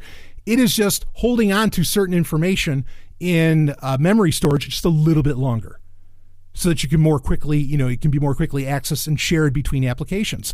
That's the problem, though. When you're sharing it between applications, if one of those applications is malicious, it's going to get all that data from that other application that isn't. You see. So Intel pulled a very dirty trick. And this gets down to my 10th law of thermodynamics, that there is always a trade-off between security and convenience. And convenience could equate to speed. And so I think this falls under that, where absolutely Intel chose convenience/speed over actual security. Now, Intel's claim is that they will be coming out with processors that are hardened against Spectre and so on later this year. Now, we were talking about Threadripper, AMZ's Ryzen 2nd generation Threadripper, 32 cores. Woo! Okay, we were talking about that. You might feel a little more confident about buying those. But that said, you do have, with Intel processors, I would wait to buy a new computer unless money's no object for you. Yeah, and if it's no object for you, please become a patron. But for Sovryn Tech. But unless money's no object for you, I would not buy a new computer until you hear about these Spectre hardened processors from Intel, which probably part of the i9 series eventually would be that. Okay, but I would really, really wait to buy a new computer until you get that, because there's just new things coming out all the time about this, and you're taking a speed hit. Now, I don't know how Intel's exactly going to solve that, and you might want to wait until people get a good look, or we get some kind of white paper about how exactly they licked Spectre in their new processors. But again, it's supposed to be by the end of the year that there will be Spectre hardened Intel processors. All I'm saying is just wait for that. Okay, there's not much you can do about this. And again, these are hard to execute, and really you'd need to be a pretty important target, I think, for it to want to be used against you. Okay, but Intel really fucked up. They really fucked up. And in fact, they've fucked up so bad with all this. Like, not that I ever felt bad for them, but I don't feel bad that they're losing the processor war against potentially AMD now, and everybody's losing against ARM. Like, I don't feel bad for them for a fucking second, because they screwed themselves. They really screwed themselves. Security always first when it comes to computing. Always first. Fuck convenience and speed. Security every damn time, because eventually it'll bite you in the ass just like this. Anyway, I'll be right back with some more Sovryn Tech. Hold off on buying that computer. You wait. Don't worry. I'll recommend the ones. If you want to wait for me to give you the okay, I'll do that. Anyway, we'll be right back with some more Sovryn Tech. The most incredible television event ever, as you join the crew of Battlestar Galactica. Right here, you creepy crawly. I have led the entire human race to ruin. The last of mankind, fighting for life in a hostile galaxy. Most of us are dead. Alone, with only one hope, Battlestar Galactica and her crew. There is no other destination. Commander Adama, Captain Apollo, the intrepid Starbuck, and the dazzling Athena, searching for a new and peaceful world. May as well live for today. We might not have many left. Let the attack begin. A new age of high adventure, Battlestar Galactica.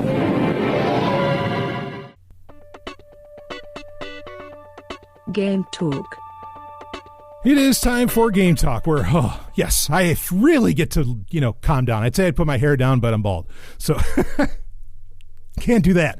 But where I really get to hopefully calm down, though maybe I won't get to calm down because, God damn it.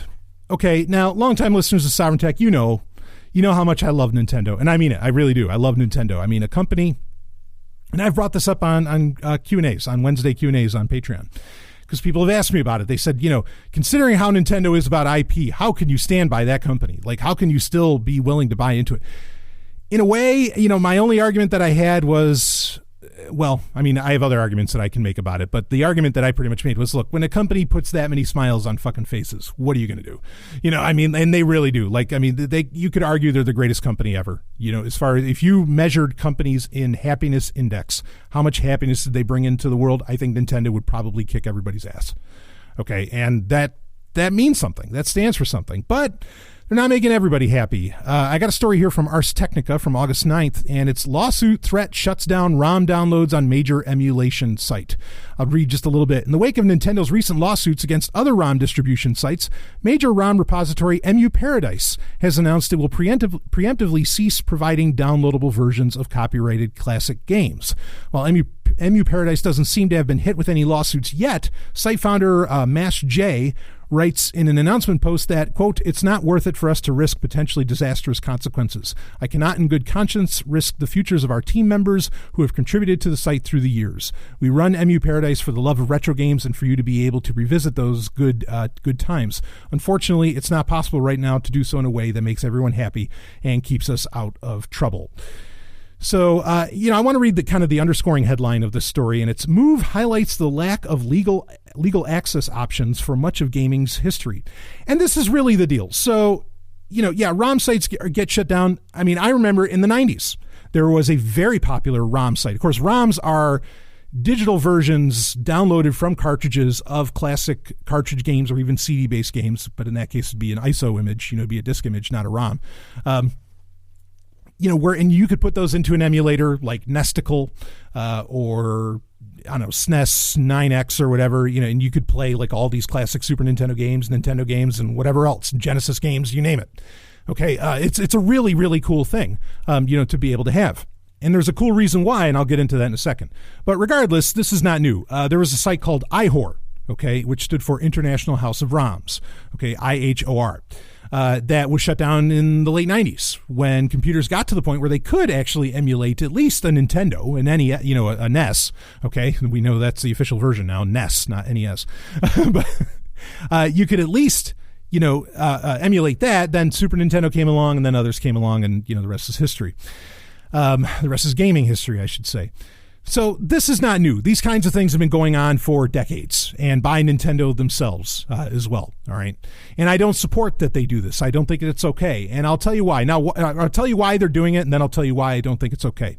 So the reason why they're doing it, obviously, and I think why there's a resurgence in companies doing this, because it's not just Nintendo.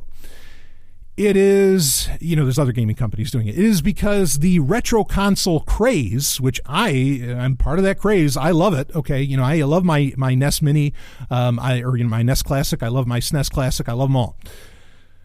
Under this craze, there's a lot of money to be made by reselling classic games in a beautiful console package. And they really are beautiful. But the argument goes, and it's been going on ever since the NES Classic was announced, that, well, why don't you just set up a Raspberry Pi with a bunch of ROMs on it, right? That you download from, say, MU Paradise or something. Yeah, and while, my argument against that was, like, look, I'll do both. I don't have to just do one. I'll do both because I want that beautiful package. I want that beautiful presentation. And look, Nintendo does a bang-up job. I mean, a phenomenal job of making it worth your money, even if you've already had these games in other ways, be it on a virtual console on your 3DS or something like that, even if you had it under legal means. Okay, they do a beautiful job. But the reason I would want to do both is because there's a lot of games where, speaking of IP, of intellectual property, their IP is very much in question. Who owns this game? It can never get re-released because nobody owns it, or like nobody can claim it. I should say, not that nobody owns it. If you think nobody owns it, you think everybody could claim it. No, it doesn't work that way. Okay, not all the time anyway. So there are so many games throughout gaming history that just people are, they're never going to know about. Like for the Super Nintendo. There's some stunning classics. Gemfire. Have you ever played Gemfire? This game is fucking brilliant. It is brilliant. It's a strategy game. It is awesome. There was one for Nintendo as well. Is that ever going to get a re-release on some console? The fuck it will. It never will.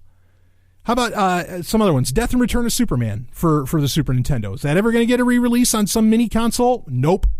You know, I mean, because what's it going to cost to fucking get the license to Superman today? You know, I mean, there's so many fucking games out there that you're never going to get to play if people don't take it into their own hands, download the ROMs or whatever. Or, you know, there's even a scene now where what people are doing is, and you can go on eBay, right? In fact, I was looking into this.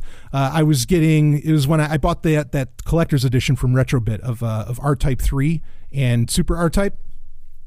Great games. But it's so nice to have like classic or, you know, games on it. I mean, it's a compilation cartridge, so it's effectively like buying a new game, right? And, you know, you could pop it into a Super Nintendo or a Super Nintendo Mimic device, and you could play it like you could just pop in the Super Nintendo cartridge and away you go. You could buy copies of, if you wanted to buy an original copy, say for Super Nintendo, of Ninja Gaiden Trilogy. Now you can play Ninja Gaiden 1. That's actually, I think that's on the NES or on the NES Classic. Okay, you can play some of these games in some places, but if you wanted to play the Ninja Gaiden Trilogy, which had updated graphics and all this other stuff, to get an original cartridge, you're going to spend almost $200 just for an original cartridge. But what you can do is that out of Asia, you can buy a cartridge. You can buy an actual Super Nintendo cartridge where they load, and they'll put the artwork on it and everything, but they upload the ROM. Instead of downloading it from the cartridge and making it available on the internet for everybody to play with an emulator, they're doing it in the opposite direction, where they're putting it onto a cartridge, and then they'll sell you the cartridge, and you could pop it into your Super Nintendo or your Super Nintendo clone device. And that's great. I think that's really cool, you know, especially when you consider how many games. I mean, fuck, you know, it's so funny. I mean, you have people kind of understandably, okay, freaking out about ROM sites getting taken down. But, you know, people should, well, I mean, some people are, but you should be freaking out about the fact that you have whole games where people spend maybe hundreds, if not thousands upon thousands of dollars to play them with their internet purchases and everything that are getting shut down by the day. You know, like the games are getting shut down by the companies themselves, and you're never going to play those again. And no ROM download or anything is ever going to save that. There's a beauty to being able to have control of that data and being able to hold it into posterity for the future. And Nintendo is really fucking with that. I mean, people are still going to do this. Alternative websites are going to pop up and everything. Okay, but that's the thing is, I think the importance of this is that there are some of the best video games ever made in fucking history. And I know it's hard to believe that Nintendo might not have made some of the best fucking video games in history, but they didn't. Okay, there are some games that this is the only way they're ever going to be played again. And I dare say it's criminal. If there's a real crime, it is criminal to, you know, keep people from getting access, if they have the ability, access to, you know, to pieces of art, to works of art. Okay, if you know how to download that ROM, if you know how to, you know, whatever you're doing and get an emulator running and you can code it, if you can make it happen, I have the old saying, you know, what's not nailed down is mine. What I can pry loose is also mine. So if you can pry it loose, well, fuck, play that game. You know, I mean, I think it's a crime if people never played Gemfire. I think it's a crime if people never played One Must Fall 2049. I think it's a crime if people never played Blade Runner from Westwood. I mean, fucking A, get on it. Oh, anyway, yeah, so I believe me, I hate the fact that Nintendo is doing this. I understand why the sites aren't taking a stand. I don't hold anything against them, okay? Yeah, like take down the ROMs, and there's other ways. We're heading into an open source decentralized future anyway, and we really are, and that's going to lick a lot of this as it is.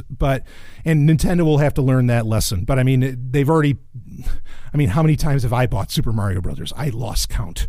You know, that might be the first real, like, $10,000 game, because I've bought it so many times on so many different systems. I've had to have spent somewhere around $1,000 anyway.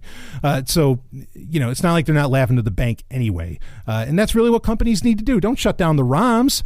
Just, you have to present these classic games in such a way that it's worth our money to buy them again.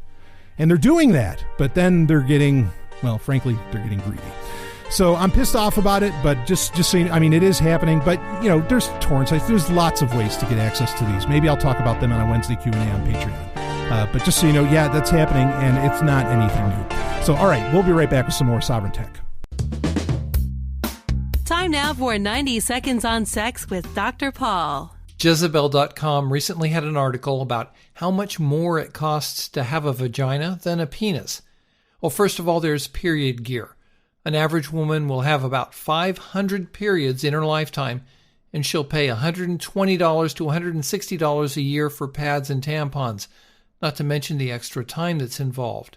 A lot of women will be paying from $120 to $1,000 a year or more for birth control, and add up to $500 a year for gynecological exams and the occasional yeast or urinary tract infection. Occasionally, even the best methods of birth control will fail. This means a woman would have to set aside between $400 and $1,000 if she needs an abortion, and way, way more if she decides to have a child. Pubic hair removal will cost $315 a year if a woman gets waxed only 9 times. Haircuts cost more for women, and most women need way more hair care products than men. Now, if a woman has her nails done, that's an extra $40 every 2 weeks, or $1,000 or more a year. Now, makeup is not cheap, and unless a guy is a serious clothes horse, the average woman will pay way more for clothes each year than he will. And he doesn't have to buy bras or pantyhose. For more, visit 90secondsonsex.com. Wildcard. Ooh, it is time for Wildcard, where I kind of get to talk about anything, but I try to keep it, science or tech-related, or maybe history, not like the Climax, where I can literally talk about anything. And I've got something I want to talk about during the Climax. But anyway, I teased this earlier that we would get back to perhaps talking about aliens. Now, I want to start this off by me saying, by me disclaiming, and I know longtime listeners already know this well about me. Okay, but I think that alien life is incredibly, incredibly rare, okay, in the universe. And I don't mean like simple life or even animal life. I mean like really, really sapient, like, life like humans, where there's consciousness and where we can act outside of instinct and so on. Like that's, maybe, and, creatures that have passed the Broca divide. I think they're exceptionally, exceptionally rare. And I know a lot of people want to bring up the Drake equation whenever I say that, but no, sorry, like Drake was just dead wrong. So, so anyway, I just want to make that clear when I talk about this. And I also, I don't think sapient aliens have never been to planet Earth either. I just want to make that very clear. But anyway, Forbes did this piece that was very interesting, which is in response, and it's kind of a delayed response, but it's in response to Breakthrough Starshot.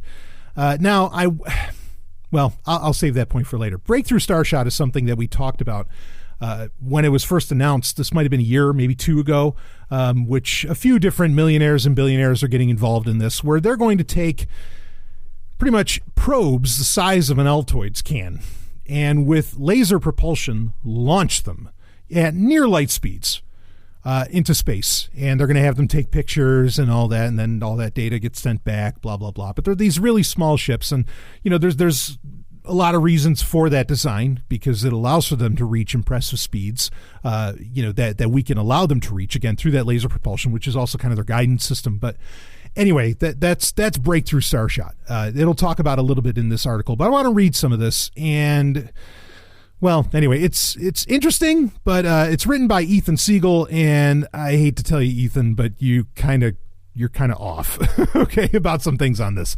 So anyway, the story is humanity about to accidentally declare interstellar war on alien civilizations? Let's read on here.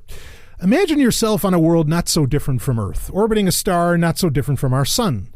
The temperature and atmosphere, keyword atmosphere, folks, that's Stallion breaking in, reading on, are just right for liquid water to exist on the surface, and a mix of oceans and continents ensures that life has had stable, thriving conditions for billions of years. Evolutionary processes increase the complexity and level of differentiation of the organisms on this world too.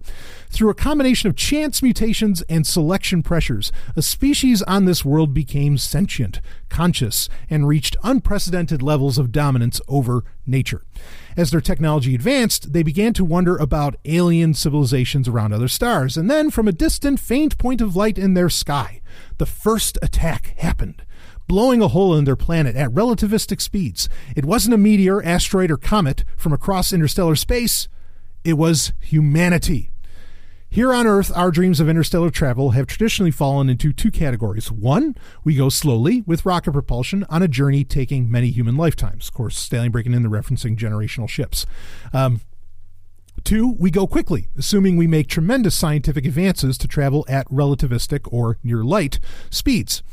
Even with an uncrewed journey, these two options seem to be the only ones there are. Either we go as the Voyager spacecrafts go, taking many thousands of years to travel even a single light year, or we develop some new technology capable of accelerating a spacecraft to much, much higher speeds. The first option seems unacceptable. The second seems unrealistic.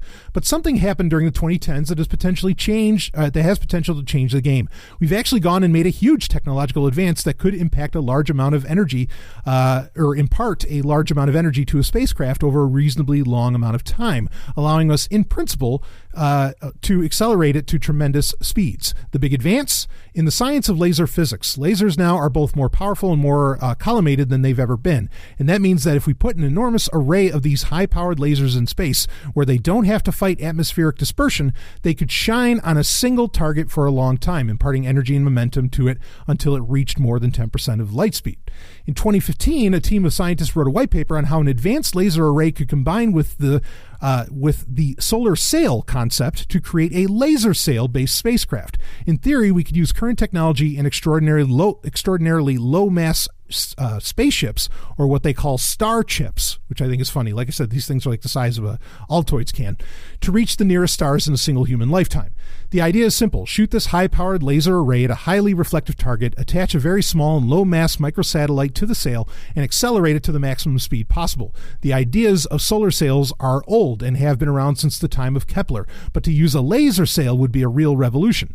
And they go on to the, talking about the advantages of everything, how this would work and the size of, you'd get to, these star chips they're saying would get to around 20% the speed of light, around 60,000 kilometers a second. Okay. Which, would allow them to get to Alpha Centauri, Tau Ceti, things like that. And it says, perhaps we'll send an array of star chips to the same system, hoping to probe these systems and gain more information. After all, the main science goal, as it's been proposed, is simply take data during arrival and transmit it back. But there are three huge problems with this plan, and combined, they could be tantamount to a declaration of interstellar war. The first problem is that interstellar space is full of particles, most of which move relatively slowly at a few hundred kilometers per second through the galaxy. When they strike the spacecraft, they'll blow holes into it, rendering it into cosmic Swiss cheese in short order. Okay, I want to address that first one quick. So the idea is that, look, this just isn't going to work. It's not like the Enterprise where it has a navigational deflector which keeps all these little pieces of space dust and debris and whatever from, smashing into the ship and running a hole through, the galley. Okay. Because, again, this is part of the advantage of having such small quote unquote ships. I like that idea of star chips. I think that's actually pretty clever. The size of an Altoid can there's layers of things that we have right now that you could put over that would probably effectively deflect any of that, and it wouldn't just end up running right through it. Okay, it's all a question of mass. So I don't think that that's actually much of a problem. And if we don't already have it right now, I think that that's something that could get licked. But anyway, let's go on to the next one. The second, again, this is all saying there's going to be some kind of interstellar war. I don't think the first one has anything to do with interstellar war. That's just one of the reasons that Breakthrough Starshot might not work. The second is that there's no reasonable deceleration mechanism. This is true. Stanley breaking in. That's true. When these spacecrafts arrive at their destination, they'll still be moving at roughly the speeds they took off at. There's no stopping to take data or a gentle orbital insertion. They move at the speeds they move at. And the third is that aiming to the level of precision needed to pass close to but not collide with a target planet is virtually impossible. The cone of uncertainty for any trajectory will include the planet we're aiming for. What happens when we hit an inhabited planet? What will it look like? 60,000 kilometers a second is thousands of times faster than any spacecraft we've ever made to re-enter our atmosphere. It's about 1,000 times faster than the fastest meteors our solar system produces. It would take just a few thousandths of a second for this chip to pass through the entire atmosphere, from space to the surface, at thousands of times lower speeds. After all, only the most advanced heat shields ever have survived re-entry into our own atmosphere. But speed and energy are related in a way that makes the situation very bad. If you double the speed, it has 4 times the energy. Kinetic energy is proportional to speed squared, blah, blah, blah. Basically what he's saying is, okay, and this is the entirety of his argument, okay, of how humanity is somehow going to start an interstellar war completely on accident. Okay, this is the point that that Ethan here is bringing up. He's saying that because we can't really aim these things, and it's breakthrough starshot is pretty much scattershot, right? You have no idea. We could be pointing the laser propulsion right at a fucking planet. His point is that when we do that, there's the chance that we're actually sending one of these star chips, these little, Altoid can sized, probes, effectively, that we're sending that, and it could end up hitting, pointing right at a planet and ramming itself right into the surface of a planet, causing, some kind of crazy crater, based upon, kinetic energy, all that. Okay, so here's where that's bullshit, right? We, as in the Earth, which makes us as humans a we on Earth, or the Earth encounters these kinds of things all the time. And do you know why we aren't always experiencing an extinction level event like the Alvarez hypothesis would say that the dinosaurs went through? It's because something that small, which many an asteroid / meteor are, breaks up and it just dissipates in the atmosphere itself. The atmosphere burns it up, and it doesn't have a chance of getting that close to to hitting the surface, because it's just the atmosphere just eats it. If it has an atmosphere that can actually create a situation like he was describing, where it's very similar to Earth, okay, and where it allows for water and all these other things. I mean, there's really, and this is part of my point. This is part of why I say that I think that it's very rare that there's actual sapient life, because of at least what we know of as life being so, you have to have such specific conditions for it to even dream of reaching, an amoeba, let alone a human. That I think the math changes dramatically from what the Drake equation says. Okay. But if it is something that is conducive to the kind of life that we have here and what may have allowed for the life that we have here, then no, I'm sorry. The reasons given for why we would cause an interstellar war, it's going to have an atmosphere that would burn up a star chip in less than a second. In what he's talking about, the amount of time it would take for it to go through the atmosphere and hit the ground. It's not going to hit the ground. I mean, it just, at the temperatures we're talking about, it just doesn't work that way.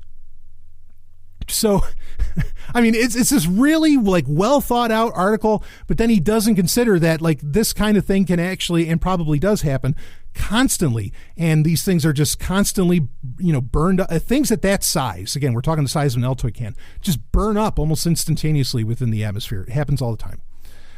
So no, sorry, the interstellar war is not happening in that way. Now, could there be some spacefaring civilization that it could end up running through that doesn't have an atmosphere or something like that at that speed, and then that could become more of a problem? Yeah, okay, then sure. That, under those kind of auspices, I suppose that's possible if there's starships that they're flying around, or if they themselves are some kind of spacefaring intelligence that, goes through an organic starship, goes through the stars, and we end up running one of these things through their brains. I know that's not a comfortable thought. I mean, okay, then maybe, but then how exactly are they going to really know where that came from in the first place anyway? So it's just, I mean, I can't help but feel that this whole article was really just some kind of native advertising for Breakthrough Starshot, to get people talking about Breakthrough Starshot again, since it's been a year or more since anybody's really talked about it.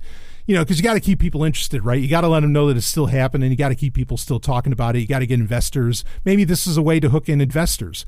I don't know. But this really feels like some kind of native advertising. But bottom line being, no, it's horseshit. There's no way that these star chips are going to land on the surface of a planet like that. That's not even their purpose. Their purpose is, I mean, it's true. They have no deceleration mechanism, but they're just going to go on forever. And for as long as they can, just keep, taking data and sending it back to Earth. That's the whole point. There you go. Could it end up, burning up in some atmosphere? Oh, it's highly likely. Sure. What's the chances of it getting onto the surface of some planet with intelligent life on it? That is not likely. Okay. I mean, it's really, really not. It'd be understanding like types of life on a whole other level for it to really do that. So, yeah, interesting, but based on the premise of it being an Earth-like planet, no, not happening. But I suppose there's a lot of other wild possibilities. But then they're all possibilities that, is it going to stop us from going to the stars and from doing this kind of research? No, I wouldn't let it stop us because we don't have evidence this sort of thing can exist. I don't know that I would take action on that. Anyway, there is your wild card for this week. I'll be right back with some more Sovereign Tech, and we'll get into the climax. Hey, you heard about it at the top of the show. I have a whole new book out. Well, not whole new. If you signed up for the Sovereign Tech newsletter at zog.email, again, that's zog.email, you would have read some of these stories in an earlier form. But this is the Sovryn Universe. You love the fictional aspects of Sovereign Tech, baby. This is your book, Sovryn Universe, Volume 1. You can find it on Amazon, and it's going to be in all other places very soon. But for right now, if you want to get on your Kindle, get the ebook version, you get it on Amazon. You just type in Sovryn Universe, or there's a link in the show notes for this episode, and you can get your hands on it. It's only $2.99. It's a bunch of short stories, some of which are exclusive to this book. They will only ever come out for this book. They will never come out on Patreon. They will never come out in the Sovereign Tech newsletter. They will only be in this book. And boy, can I tell you, the ladies love these stories, okay? A pure hotness. I do erotic science fiction like no other. You want to get on this Sovryn Universe. You can go to zog.email to find the link for the book. You can go to Amazon and just type in Sovryn Universe, Sovryn, or you can find the link in the show notes. Check it out. Thank you in advance. Woo! Let's get back to the show. Go get it. Go get the book, Sovryn Universe, Volume 1. It's fucking awesome.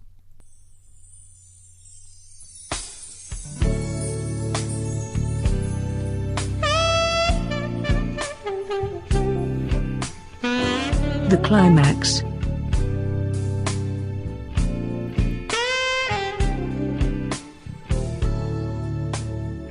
It is time for the climax. And I've got something I kind of want to lament. Is that the word I want to use? Yeah. I was thinking about it last night, so let me set the stage just a little bit. We're not going to spend a ton of time talking about this. Last night, I had a pizza. Not a good thing for me to do. Okay. But I had a pizza. And Stephanie and I were having dinner and everything, and it was nice. And then, we had some time after the fact. We got dinner done kind of early. Sometimes dinner ends up being really late for us. We generally only eat like one meal a day. We do kind of intermittent fasting and everything. Of course, if I'm eating pizza, what the hell's the point of intermittent fasting? But regardless of that. So late at night, I'm like, all right, she wanted to go and work on an audiobook. And then I said, it's like, yeah, I think I'll rock out some video games here.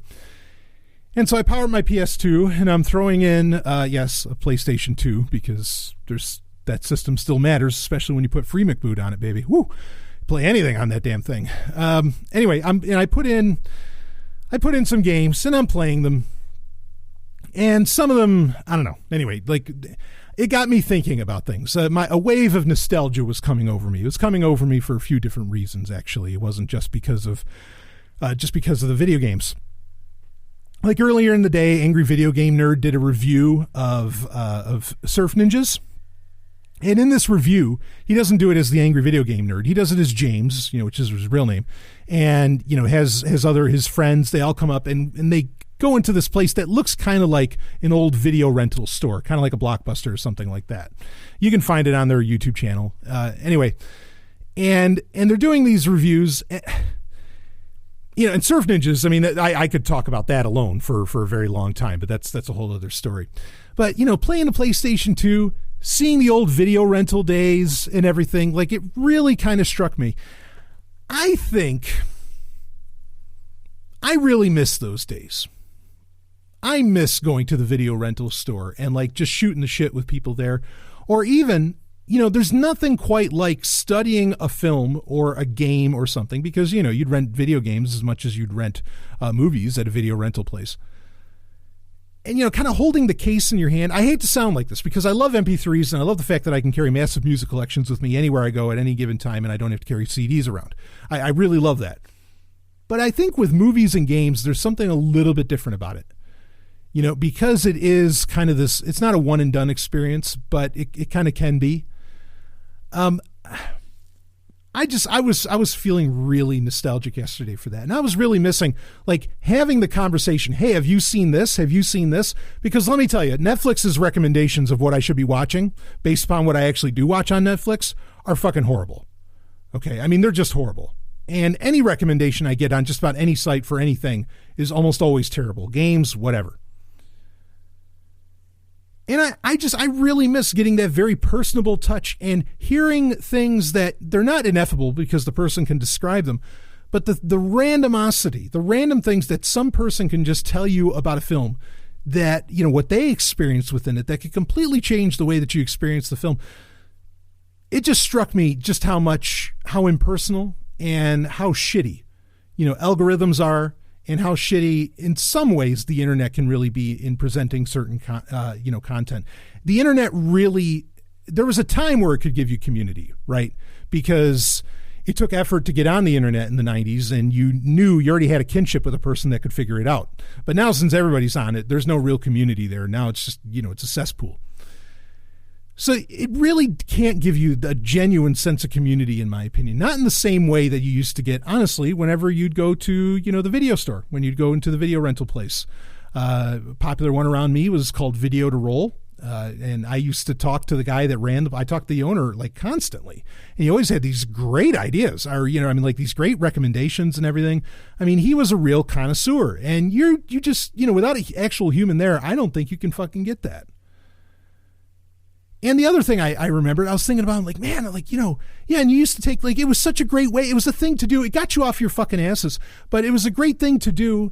You know, you get your best gal, right? And you go and you go to or hell, you go two gals, I don't know. And you go to you go to the video rental place and you're all looking around at the movies. All right, you pick one, you pick one, you know, and I'll pick one.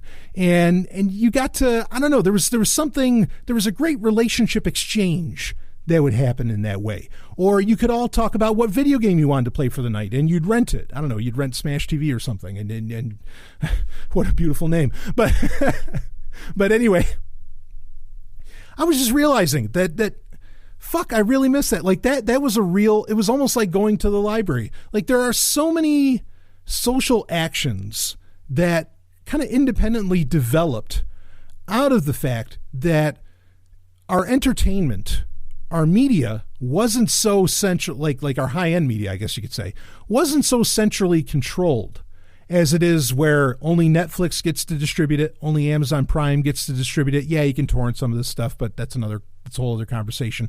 And the torrent community is dying. We've talked about that for a few months now. You know, where there wasn't so much control, and you could have like these niche businesses like video rental places that could come into fruition, or that could rent video games. I mean, you can't rent video games anymore. Like that's ridiculous. You know, I mean, hell, Microsoft's giving them away for free if you have an Xbox Gold account, right?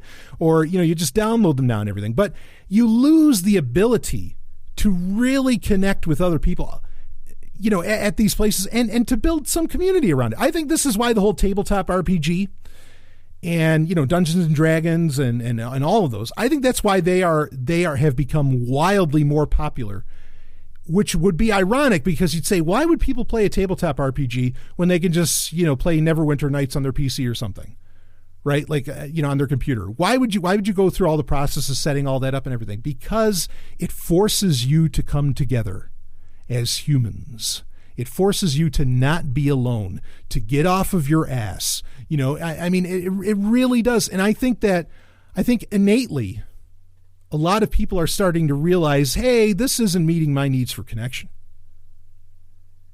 And I worry about our, you know, part of the reason I worry about this, and you can see it online, I mean, it's painfully obvious, is that our abilities to communicate with each other and to empathize with each other, which is strongly done through communication, of course, is disappearing. It's really disappearing. And I think as we continue to remove all of these avenues where we used to get together and have, because we are a social species, and have some kind of community over, you know, especially things that aren't so much politics, or things that aren't so much, you know, these different hot topics, even though I think it's good to communicate over, you know, to come together over those as well.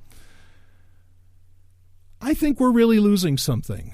And certainly, I mean, one could argue, like what happened with the ROM sites and everything. I mean, you know, the game companies got to love the fact that you're not going to be able to play their games 20 years from now unless they say so, you know, unless they resell it to you or whatever. I mean, and fuck, you know, a lot of these companies don't even save the code for their games to where we could even play them later on, even if we had it, like, or, you know, even if there wasn't a legal, a regulatory environment that didn't allow you to.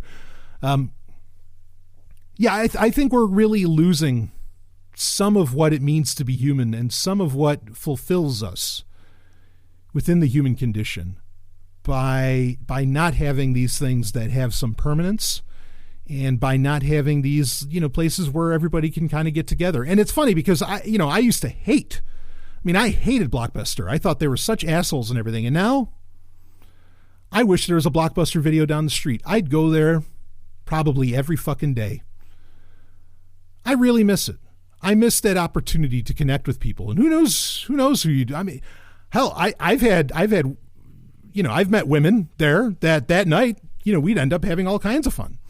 And, you know, just looking over movies and everything. It's happening in a lot of places, comic book stores. I know it's not necessarily unique to movies and video games, but I think we need to consider this, is that, yeah, fine, if you want to digitize things, let's do it. But how can we still keep that community? How can we still really get together in meat space in real life? I think we really need to think about that. And I worry as it seems, as the perception exists that violence is increasing and whatever, I wonder if it's because we don't connect with each other anymore in ways that actually matter, as in together in person, in meat space, not online. Just a thought. It struck me last night while I was playing that game, and I really wished, honestly, that a few other people were around, maybe, to where I wasn't alone playing it, because, yeah, that was the thing too. Everybody gathered around, let's check out this new game, and then everybody take turns. And yeah, I think multiplayer doesn't solve that either. So anyway, there you go. I'm not a Luddite here, folks. I just recognize something that was a really powerful feeling that is gone. And when I see certain other problems going on, I wonder if that thing were back, if somehow it could improve matters. But anyway, maybe I need to do something with that. Well, there we go. That's it for this week's Sovryn Tech. Hope you enjoyed it. And, of course, become a patron if you like. Patreon.com/Sovryn Tech. Get your hook up to thousands of hours of exclusive content there. And I will see all of you on the other side. You just experienced Sovryn Tech. Go to sovryntech.com. That's SOVRYN tech.com. And connect with us there. Find links from today's show and catch our podcast feed. Sovryn Tech is copy heart. Copying art is an act of love, and love is not subject to law. So please share the show however you like. Welcome to the evolution.